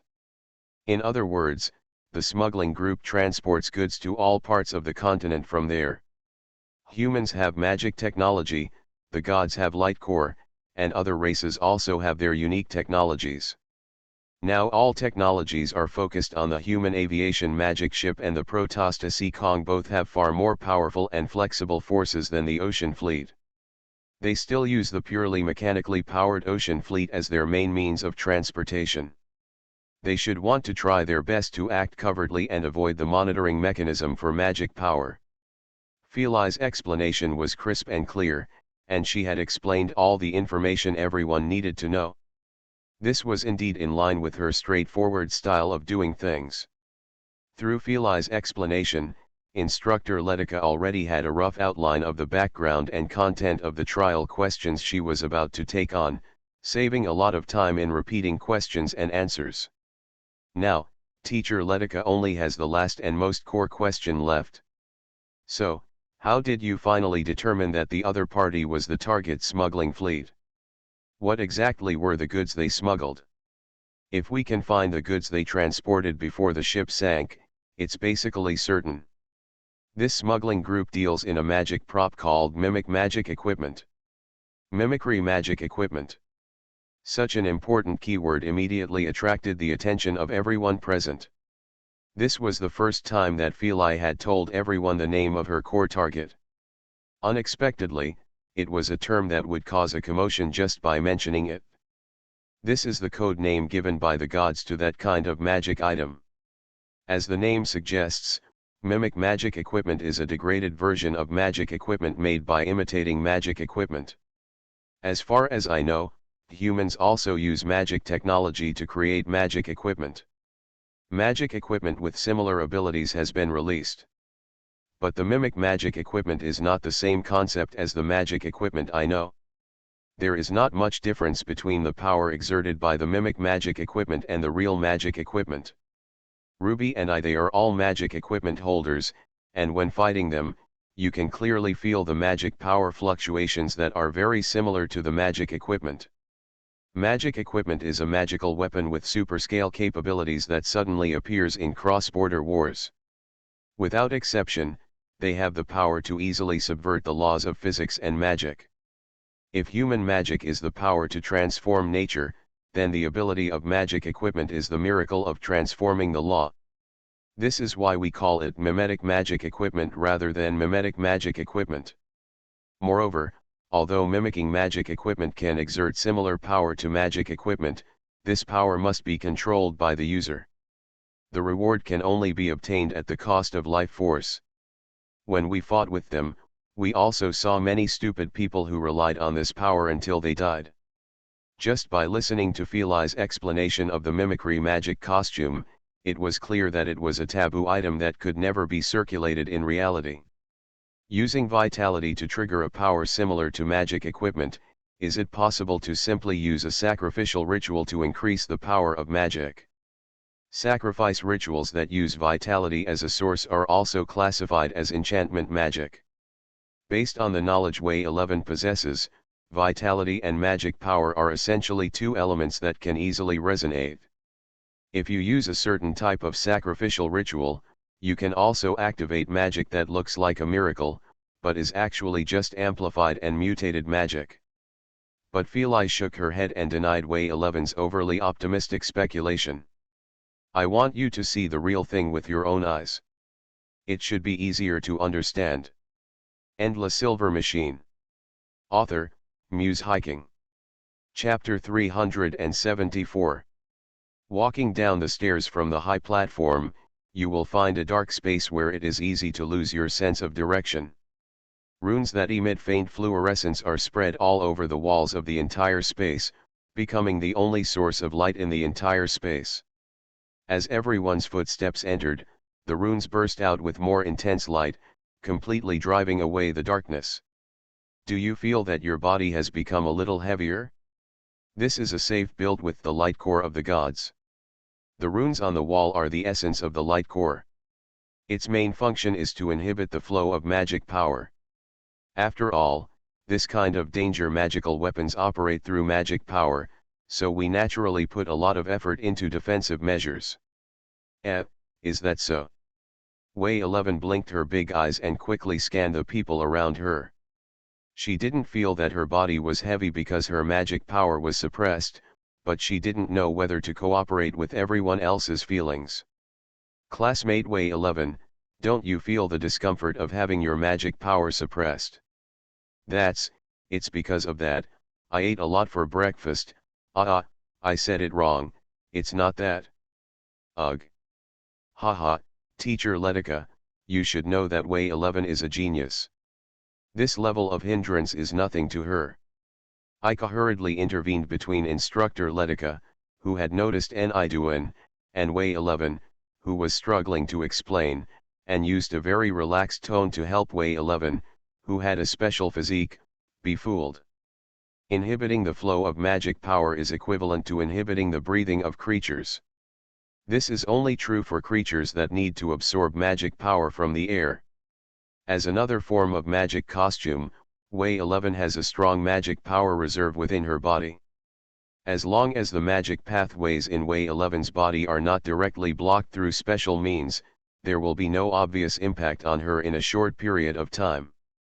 Feli, who was walking in front, laughed cheerfully and seemed not to regard Way 11's special physique as a problem that required concern. People as powerful as Sister Way 11 shouldn't be common in reality, right? So it doesn't mean that this precaution is useless. Not only is it uncommon, she may be the only one in the entire continent with such a special status. Ika complained secretly in her heart. The corners of Way 11's mouth twitched and she tried to force out a smile, matching the well-informed Feli's casual joke. In fact, she was very afraid that Feli would change the subject and suddenly expose her identity. These are all smuggled goods that I seized. The problem that puzzles us now is that this kind of magical props that can exert almost magical capabilities seems to be able to be mass-produced. It is neither a vampire technology nor a god clan technology. The core of optical fiber. So we haven't analyzed it until now, so we can only pile it all here. The captain has roughly counted more than 50 pieces of smuggled goods seized in the past 2 years, which seems to be more than real magic equipment. More than 50 pieces. There are 24 cases of magic equipment recorded in the BZ Empire Library across the continent. Of course, there are other unrecorded magic equipment. Lan Ming carefully recalled the items he had investigated. Magic equipment information, in addition to the mimicry magic equipment captured by Feli, there must be several times more mimicry magic equipment leaked to the outside world. In comparison, it can indeed be regarded as mass production. As the fluorescence of the surrounding runes lit up step by step as everyone went deeper, the full picture of the space was revealed in front of everyone. Centrally placed here are cylindrical glass tanks that resemble culture tanks. The surface of the glass tank is also engraved with the same runes as the 4 walls. The appearance of a magical device floats in a waterless and airless glass tank. Looking around, the colorful runes bring a different feeling to this monotonous and even somewhat eerie space. Ika approached one of the glass troughs. Because of the influence of the runes and the fact that the mimicry magic equipment was not activated, he did not feel the magic power fluctuation unique to the magic equipment. All the mimicry magic equipment displayed in the glass tanks here are sleeping under the inhibitory effect of the runes. Magic equipment is a miracle that appeared during cross-border wars. The reality of its use as a weapon has not changed so far. Magic equipment should have inheritance, but mimic magic equipment does not. As long as people who know how to use magic can get it, they can easily use. Then the life force will be sucked out of you until you die. The side effects are not that severe. As long as you stop using it, it will not continue to have an impact on your body.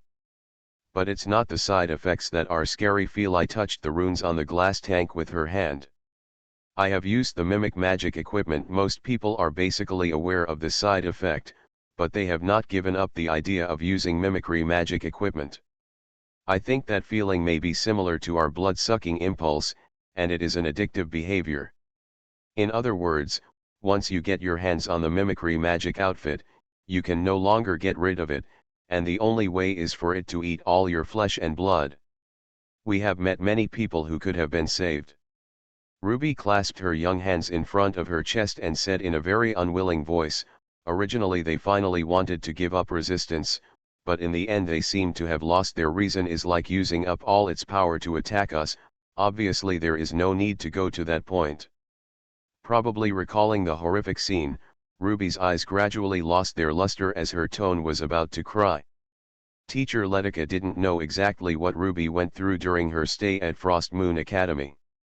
But it can be easily guessed that Ruby has seen too many things that she doesn't want to see, and she is no longer a child who knows nothing about the world. The only thing that Teacher Letica can do now to fulfill her responsibility as a sister is to gently hug Ruby's trembling body from behind, using herself as Ruby's physical and mental support. In front of another glass tank, Way 11 looked up at the mimicry demon costume suspended inside. Aika walked to her side and looked up into the glass trough with her. Way 11, do you feel anything special? Way 11 continued to stare at the glass trough for a while, then closed her eyes and shook her head slightly. She then looked at the blazing eyes on Aika's wrist, and Aika followed her gaze to look at the silver wrist. Way 11 has forgotten a lot about the memory and knowledge of magic equipment. The only ones who can explain the existence of magic costumes are them, who are also magic costumes. Ling also summoned the light flame sword. She took the light flame sword and made a few casual gestures in front of the mimicry magic suit in the glass tank, and then put away the light flame sword without finding anything. It's useless. I've tried it before. Feeli, who was standing behind Ling, patted her shoulder lightly as if she understood Ling's disappointment. If you think about it for a moment, you will know that the mimicry magic equipment will certainly not have any unexpected reactions. In order to verify the resonance between the mimicry magic costume and the magic costume, Feeli, who was the first to get the test object, must have tried it like this. It only resonates with our magic equipment when it is used by others. At other times, it is like an ordinary magic item. Therefore, it is very safe as smuggled goods, and it is difficult for ordinary surveillance to detect this disguise. If someone is really walking around with something so dangerous, and you can't find it until he suddenly does something weird, it's scary to think about it. The mimic magic equipment originally started to flow out from the gods to other places, but when I first wanted to analyze it, I found that these things were completely different from the technology we know. I originally wanted to refer to the magic equipment made by humans, but even the light of the gods, the researchers at Sucor only have a partial understanding of human magic technology, so they have been left here. In that case, let me take a look. Coincidentally, among the people present now was a top student from Shiyu Academy who specialized in magic mechanics. Later, Feeli took out a piece of mimicry magic equipment and gave it to the divine researchers, asking them to assist Aika in analyzing the mimicry magic equipment and deal with various unexpected situations that may suddenly arise during the analysis process. After studying for more than half a day in the Protoss Research Institute, Aika finally lived up to expectations and got a preliminary conclusion. The above is the answer that I can 100% guarantee now. The technology used by the mimic magic equipment is the magic technology developed by humans. Although the molecular power furnace as the core of magic technology has been changed from the inside out, it is based on magic machinery. The concept of learning has not changed. In other words, this is a technology that flows from humans, not a product of the gods. But the gods and humans no longer interacted after the cross-border war, and the mimicry magic equipment spread from the territory of the gods. After the cross-border war, communication between various races was lost, and technology within races was never shared. Creating an illusion, this is another purpose of theirs. Let us mistakenly think that the mimicry magic equipment is a product of the gods, and it is difficult to imagine that it has anything to do with humans. Teacher Letica, are there other humans besides us in the gods' territory? For decades after the war, no humans have come to the Protoss territory.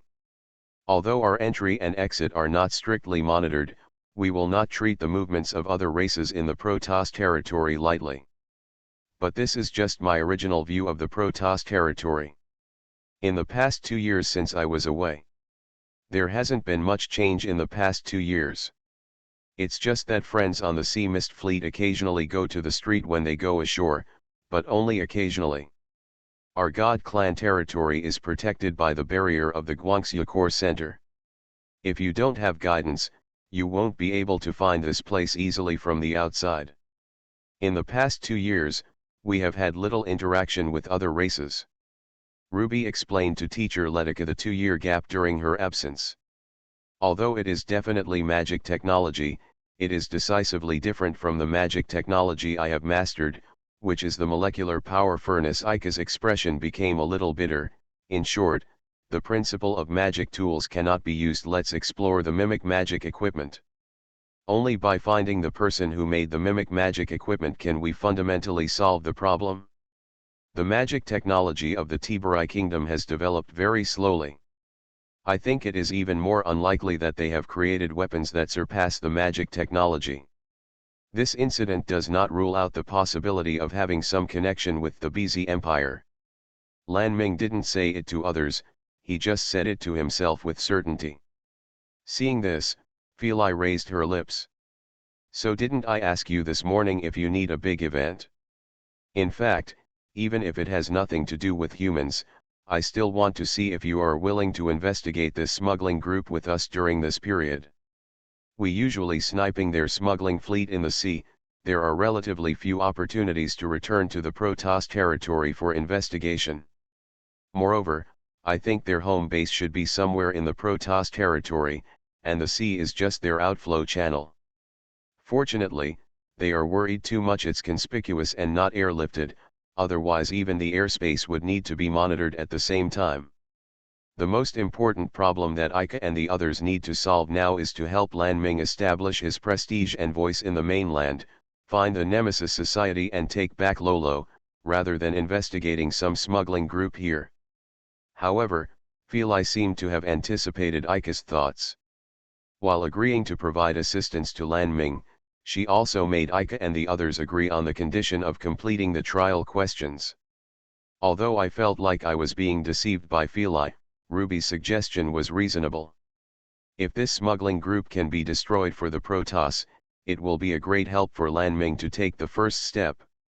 If the mimicry magic equipment is indeed leaked from the BIS Empire, then we should ask you to provide full assistance. Please let us cooperate in the investigation. Lan Ming, who never mentioned his thoughts during the discussion between Ika and Feli, expressed his attitude when Ika hesitated.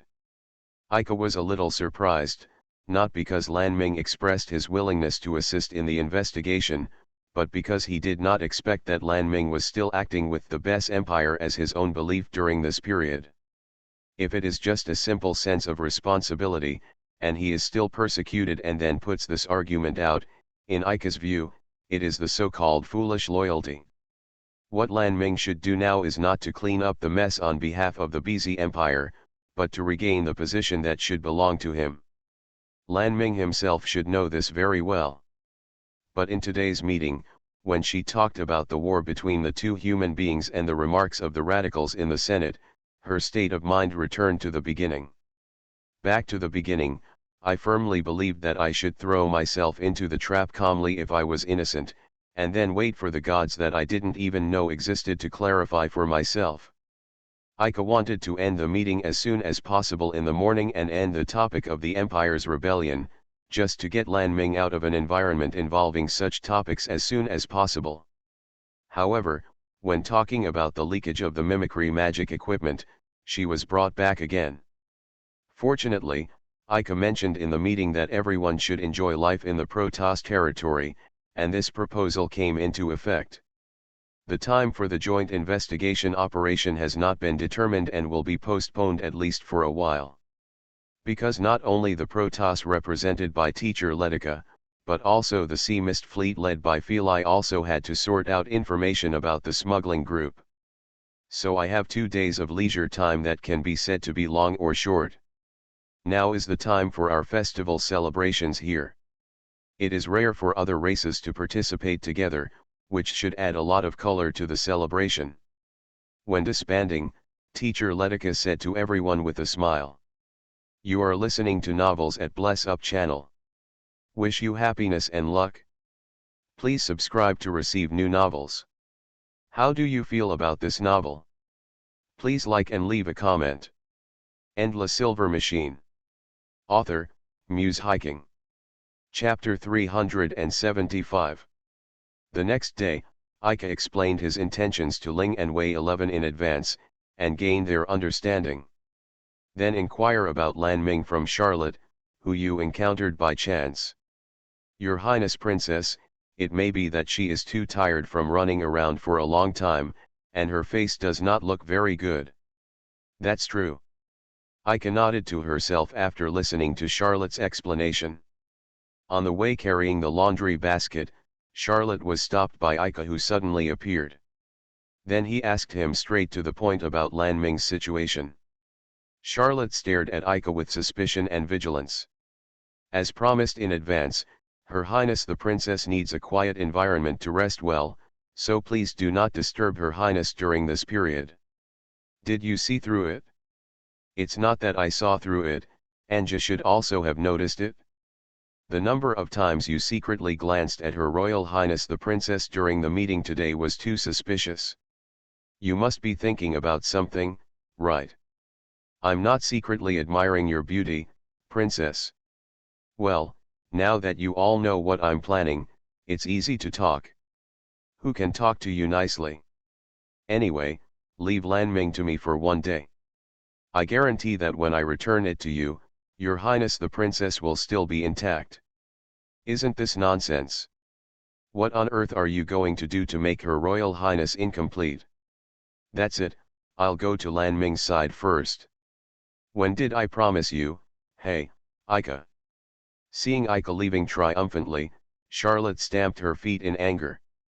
But when she wanted to catch up and stop him, Charlotte stopped again.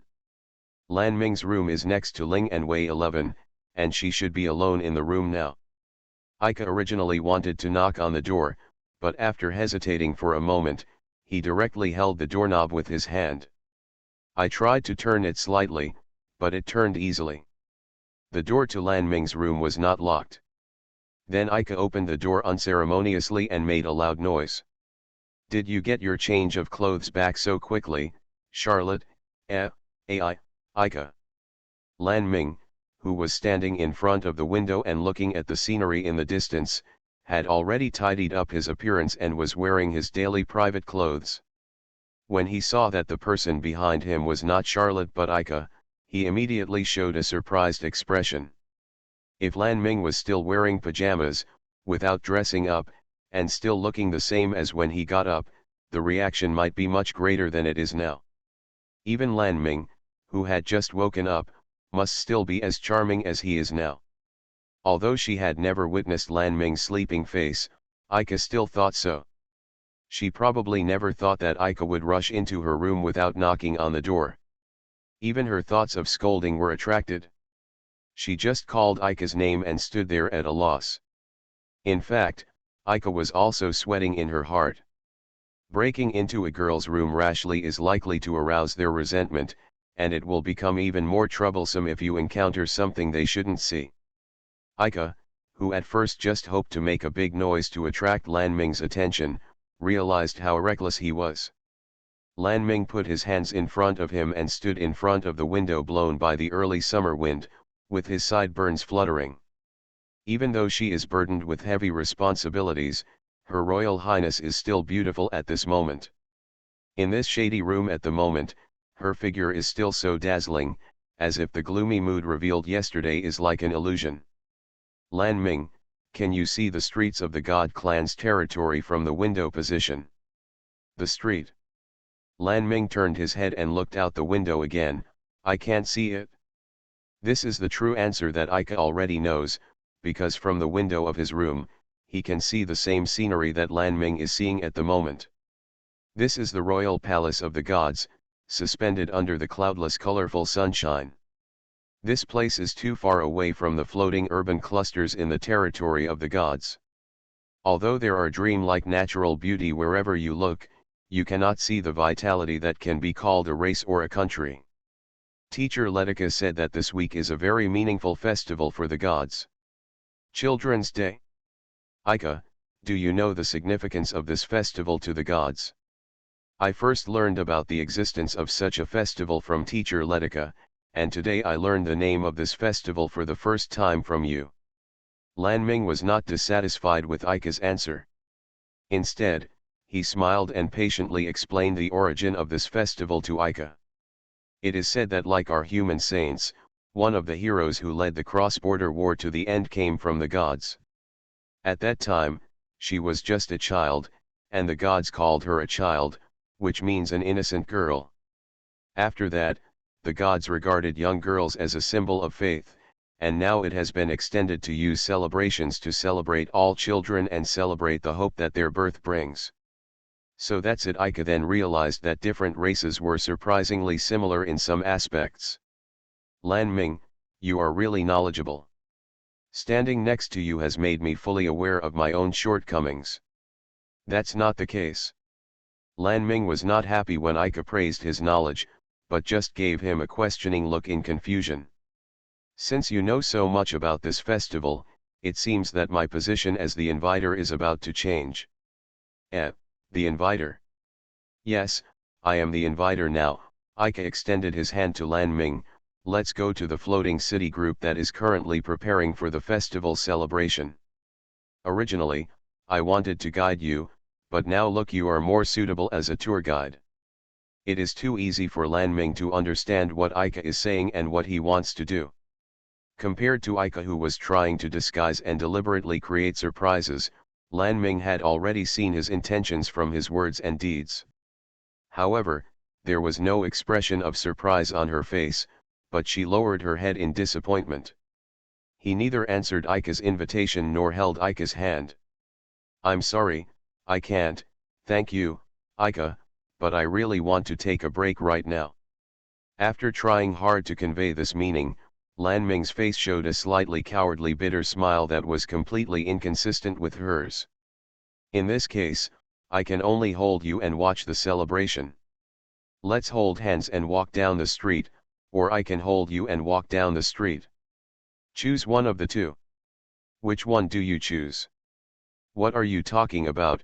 Forgetting his weak physical condition for a moment, Lan Ming suddenly showed full energy.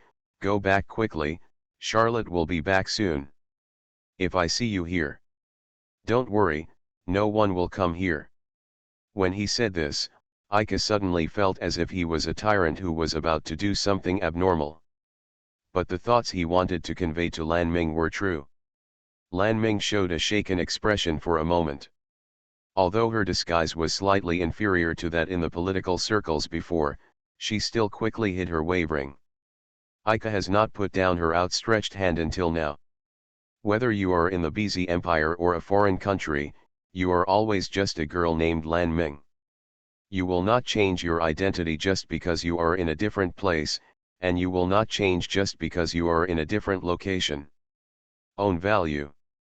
Do you mean to ask me not to put myself in the position of the country and just think about my own survival? Aika really feels great that she can understand her intentions so quickly. It's just that Lan Ming's understanding is slightly different from what he thinks.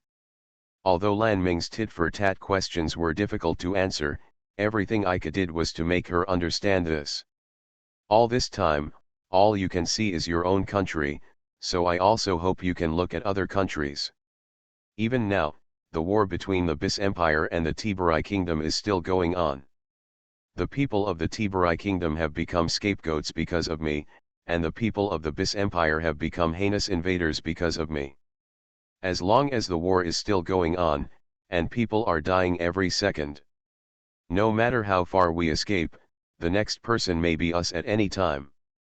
Probably knowing that no one would come here again, Lan Ming suddenly fell silent after his emotional outburst. She realized that she had told the most cruel truth that she should not have said. Such words even trample on all those who have helped him. Through these words, Aika finally understood what Lan Ming was most uneasy about. Ever since he rescued her from the dank stone prison beneath Luxembourg, Aika had been deceived by her, and everyone else. Even Her Royal Highness, who is inferior to one person and superior to 10,000 people, cannot give birth to self-confidence out of thin air. Using one's own power to reverse the situation between multiple countries may seem like a fantasy, but it is actually a fairy tale. Her strength was just like a placebo to support herself from giving up this unreasonable self-confidence in this escape journey. This kind of defense wall is so fragile that even I can easily break it, like a bubble that bursts at the touch of a button. If you simply don't hold on to hope for the future in your heart, it may be easier and easier to accept reality. But if she does this, she will feel sorry for everyone involved because of herself, so she is still struggling to support this fragile defense wall. Ika put down his outstretched hand because he knew Lan Ming would not hold his hand easily. The weight of the country and the weight of oneself are not simple things that can be simply measured on a scale. Lan Ming, what do you really want to do? Take back your identity as the princess of the Bis Empire. What nonsense are you talking about? What's the use of that kind of thing even if you get it back? Lan Ming took a step forward, her eyes flashing with anger, and the anger covered the wavering behind her. What I really want to do. She couldn't go on. What does she really want? More than one idea appeared in her mind at this moment, including saving thousands of citizens of the Bis Empire. Saving the tens of thousands of citizens of the Bis Empire was included in these thoughts. If you just say this kind of justice as a matter of course, it is not difficult to do it. But for Lan Ming, who thought about this issue seriously and put himself in the same position as the citizens every time, it was like an enlightenment. What I really want to do. There is no doubt that this is still one of the things Lan Ming wants to do most, and she can say it frankly without any guilt. What confused her was another fact, an idea she had never realized before. After the boy in front of me pointed it out, I finally realized its existence. What's the use of that kind of thing even if you get it back? Even if he can't get it back, as long as he can put an end to his sins, he can still live even if he is the only one left by his side in the end. This is the voice of the girl Lan Ming. As Her Royal Highness, it is naturally impossible for her to say such words. Such selfish thoughts are not allowed by self-respect even if they are just spoken. But not saying it doesn't mean it doesn't exist. At this moment, what does Lan Ming Yila want most? Lan Ming, I hope you can live as yourself. I know this must be very difficult for you. After all, I am not a noble and cannot think from the perspective of all people, so my approach will definitely be consistent with your ideas. Conflict arises. Even so. Ika approached Lan Ming as he spoke, and the distance between the two became smaller and smaller. There is an open window behind Lan Ming. If she continues to retreat, she will fall out of the tall building. Finally, Ika came to Lan Ming, who was leaning against the windowsill. Her sapphire eyes were filled with confusion, panic, and more complex emotions. Not sure if it was a natural movement of her body, she slightly stretched out her hand. But that was definitely not an answer to accept Ika's invitation, perhaps it was just a last-ditch effort to push his body away. However, Ika knew this in his heart, but instead of following Lan Ming's wishes, he took advantage of this opportunity. He grabbed the outstretched wrist with a force that would not cause her any pain, and picked her up easily. Wait, Ika, let me go. This time the resistance was much weaker. After being gently picked up by Ika, perhaps because of her royal cultivation, she was unable to put up any physical resistance to Ika. She just showed silent protest to Ika with aggrieved eyes. This was the second time that Lan Ming was picked up by Ika in a princess hug. The first time was to rescue her from the dark underground stone prison, and the second time was to try to break through the barrier of the heart and take her out of the invisible cage. Lan Ming's resistance gradually weakened. The breath that was close at hand disappeared, and she buried her head in Ika's arms. They can't see each other's expressions. Just cuddling together like this, it seems that you can already feel each other's mood. I'm sorry, my princess. Please forgive me for such rude behavior. I will willingly accept your punishment afterwards. Holding Lan Ming tightly in the ring, Ika took a step forward and jumped down from the open window of the room. The colorful early summer light instantly shone on them, and the two seemed to be riding on the wind. Although Lan Ming closed her eyes tightly, she still grabbed Aika's shirt in fear. The silver-white mechanical wings unfolded behind Aika, and the feeling of weightlessness when falling disappeared instantly. In this way, the knight took back his princess from the unhappy haze and gave her the freedom to fly in the sky. The moment he headed towards the floating cities, Aika seemed to hear Lan Ming in his arms replying to the knight's declaration he made before setting off. "Absolutely, I will never forgive you." With a crying voice that couldn't stop shaking. End La Silver Machine. Author, Muse Hiking. Chapter 376. In addition to entrusting the Sea Mist Fleet to track down the mimicry magic equipment smuggling group, the Protoss has not relaxed its monitoring of its activities within the territory. When the gods monitored the activities of the smuggling groups within the territory, they even obtained some intelligence about their internal operations. But most of the time, we adopt the strategy of waiting and waiting to get more information, rather than taking the initiative to alert the snake. During the preparations for the Childhood Day celebrations, the surveillance team roughly determined the objects and locations of the internal transaction of the smuggling group. Between the intricate floating buildings, the micro-airship slowly descended, and finally landed on the edge of a pontoon extending from a building.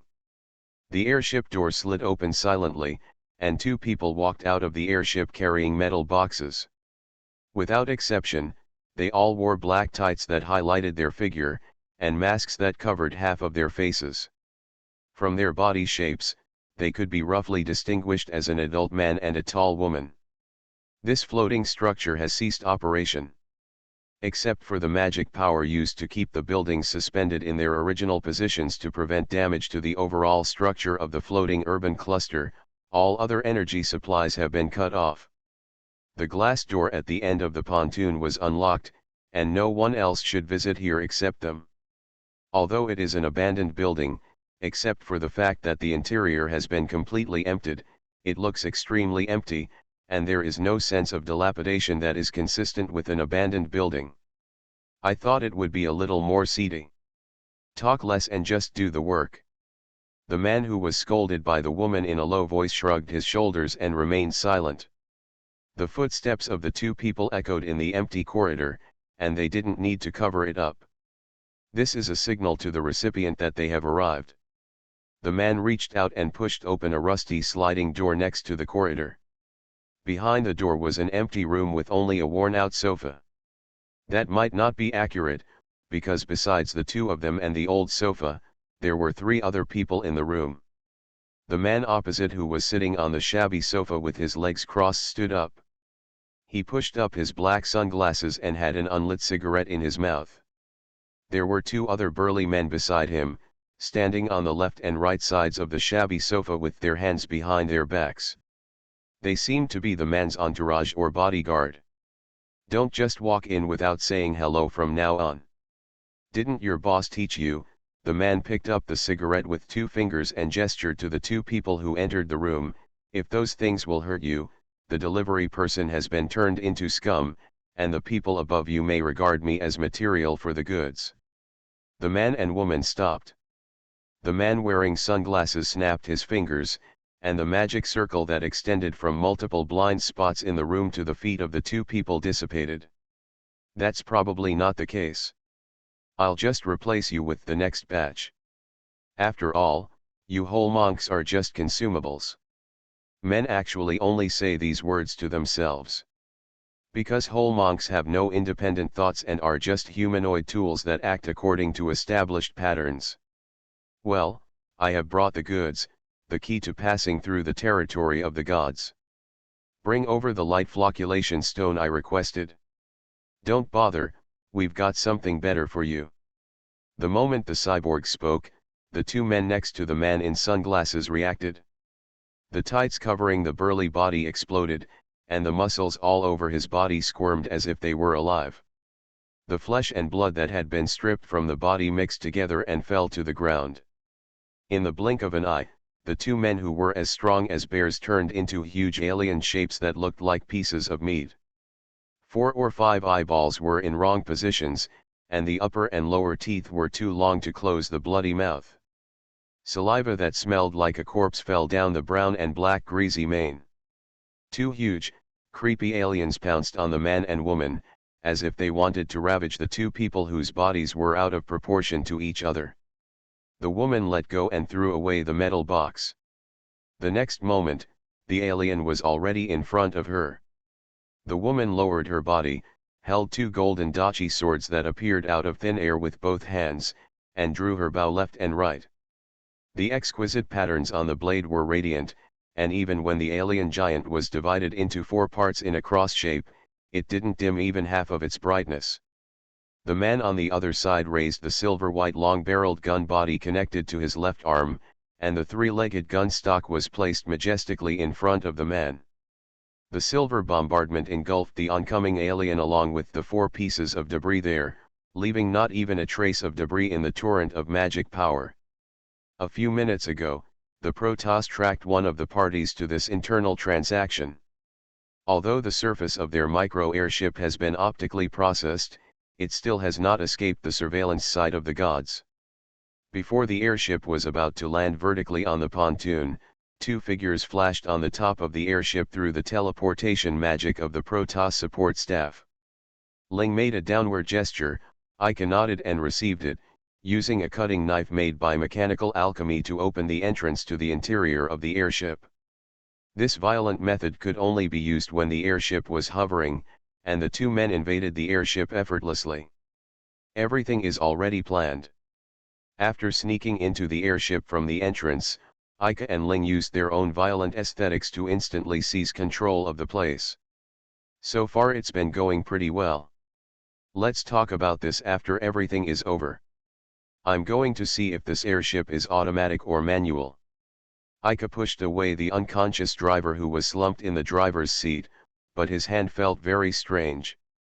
I took off the driver's mask with confusion, and the confusion was immediately answered. It seems that they are the same as the intelligence questioned by the Protoss. They should be whole monks. Ling came over to take a look and took a breath of air. Under the driver's helmet is an inorganic head, but the body is organic flesh and blood. This will be the first time I see this. During the cross-border war, the Protoss developed artificial human technology and called them whole monks as agents of that war. The Protoss themselves rarely appear in person on the battlefields of cross-border wars. They have no army and mostly operate alone. In order to actively participate in that war in name only, the product whole monks was born. Sending whole monks to trade means that they can also use the technology of the gods. It seems that the gods and humans in the smuggling group may be evenly divided. This may be more convenient. As for whole monkeys, you can just borrow their identity. As long as you keep your mouth shut, the secret will not be exposed, right? At least you can walk into the transaction place openly without causing a conflict. Ling muttered to herself and took off co-pilot Hall Monks' tights, turned around and began to change into the flight suit. Seeing Ling suddenly starting to change clothes, Ika quickly looked away. Why are you just standing there stupidly? Hurry up and change into their clothes. Oh. In order to hide her inner shake, Ika turned her back to Ling and began to put on the whole monk's driver's tights. The intelligence investigated by the Protoss shows that the Mimic Magic Equipment Smuggling Group is composed of two parts, namely the workshop responsible for technology and the Chamber of Commerce responsible for exports. Although these two groups belong to the same smuggling group, they are independent of each other, and even the upper-level leaders are different people. As the core technology, workshop is indispensable, as the export of transactions, Chamber of Commerce is also irreplaceable. Ika and the others just decided to take advantage of the disunity within their organization to interfere with it.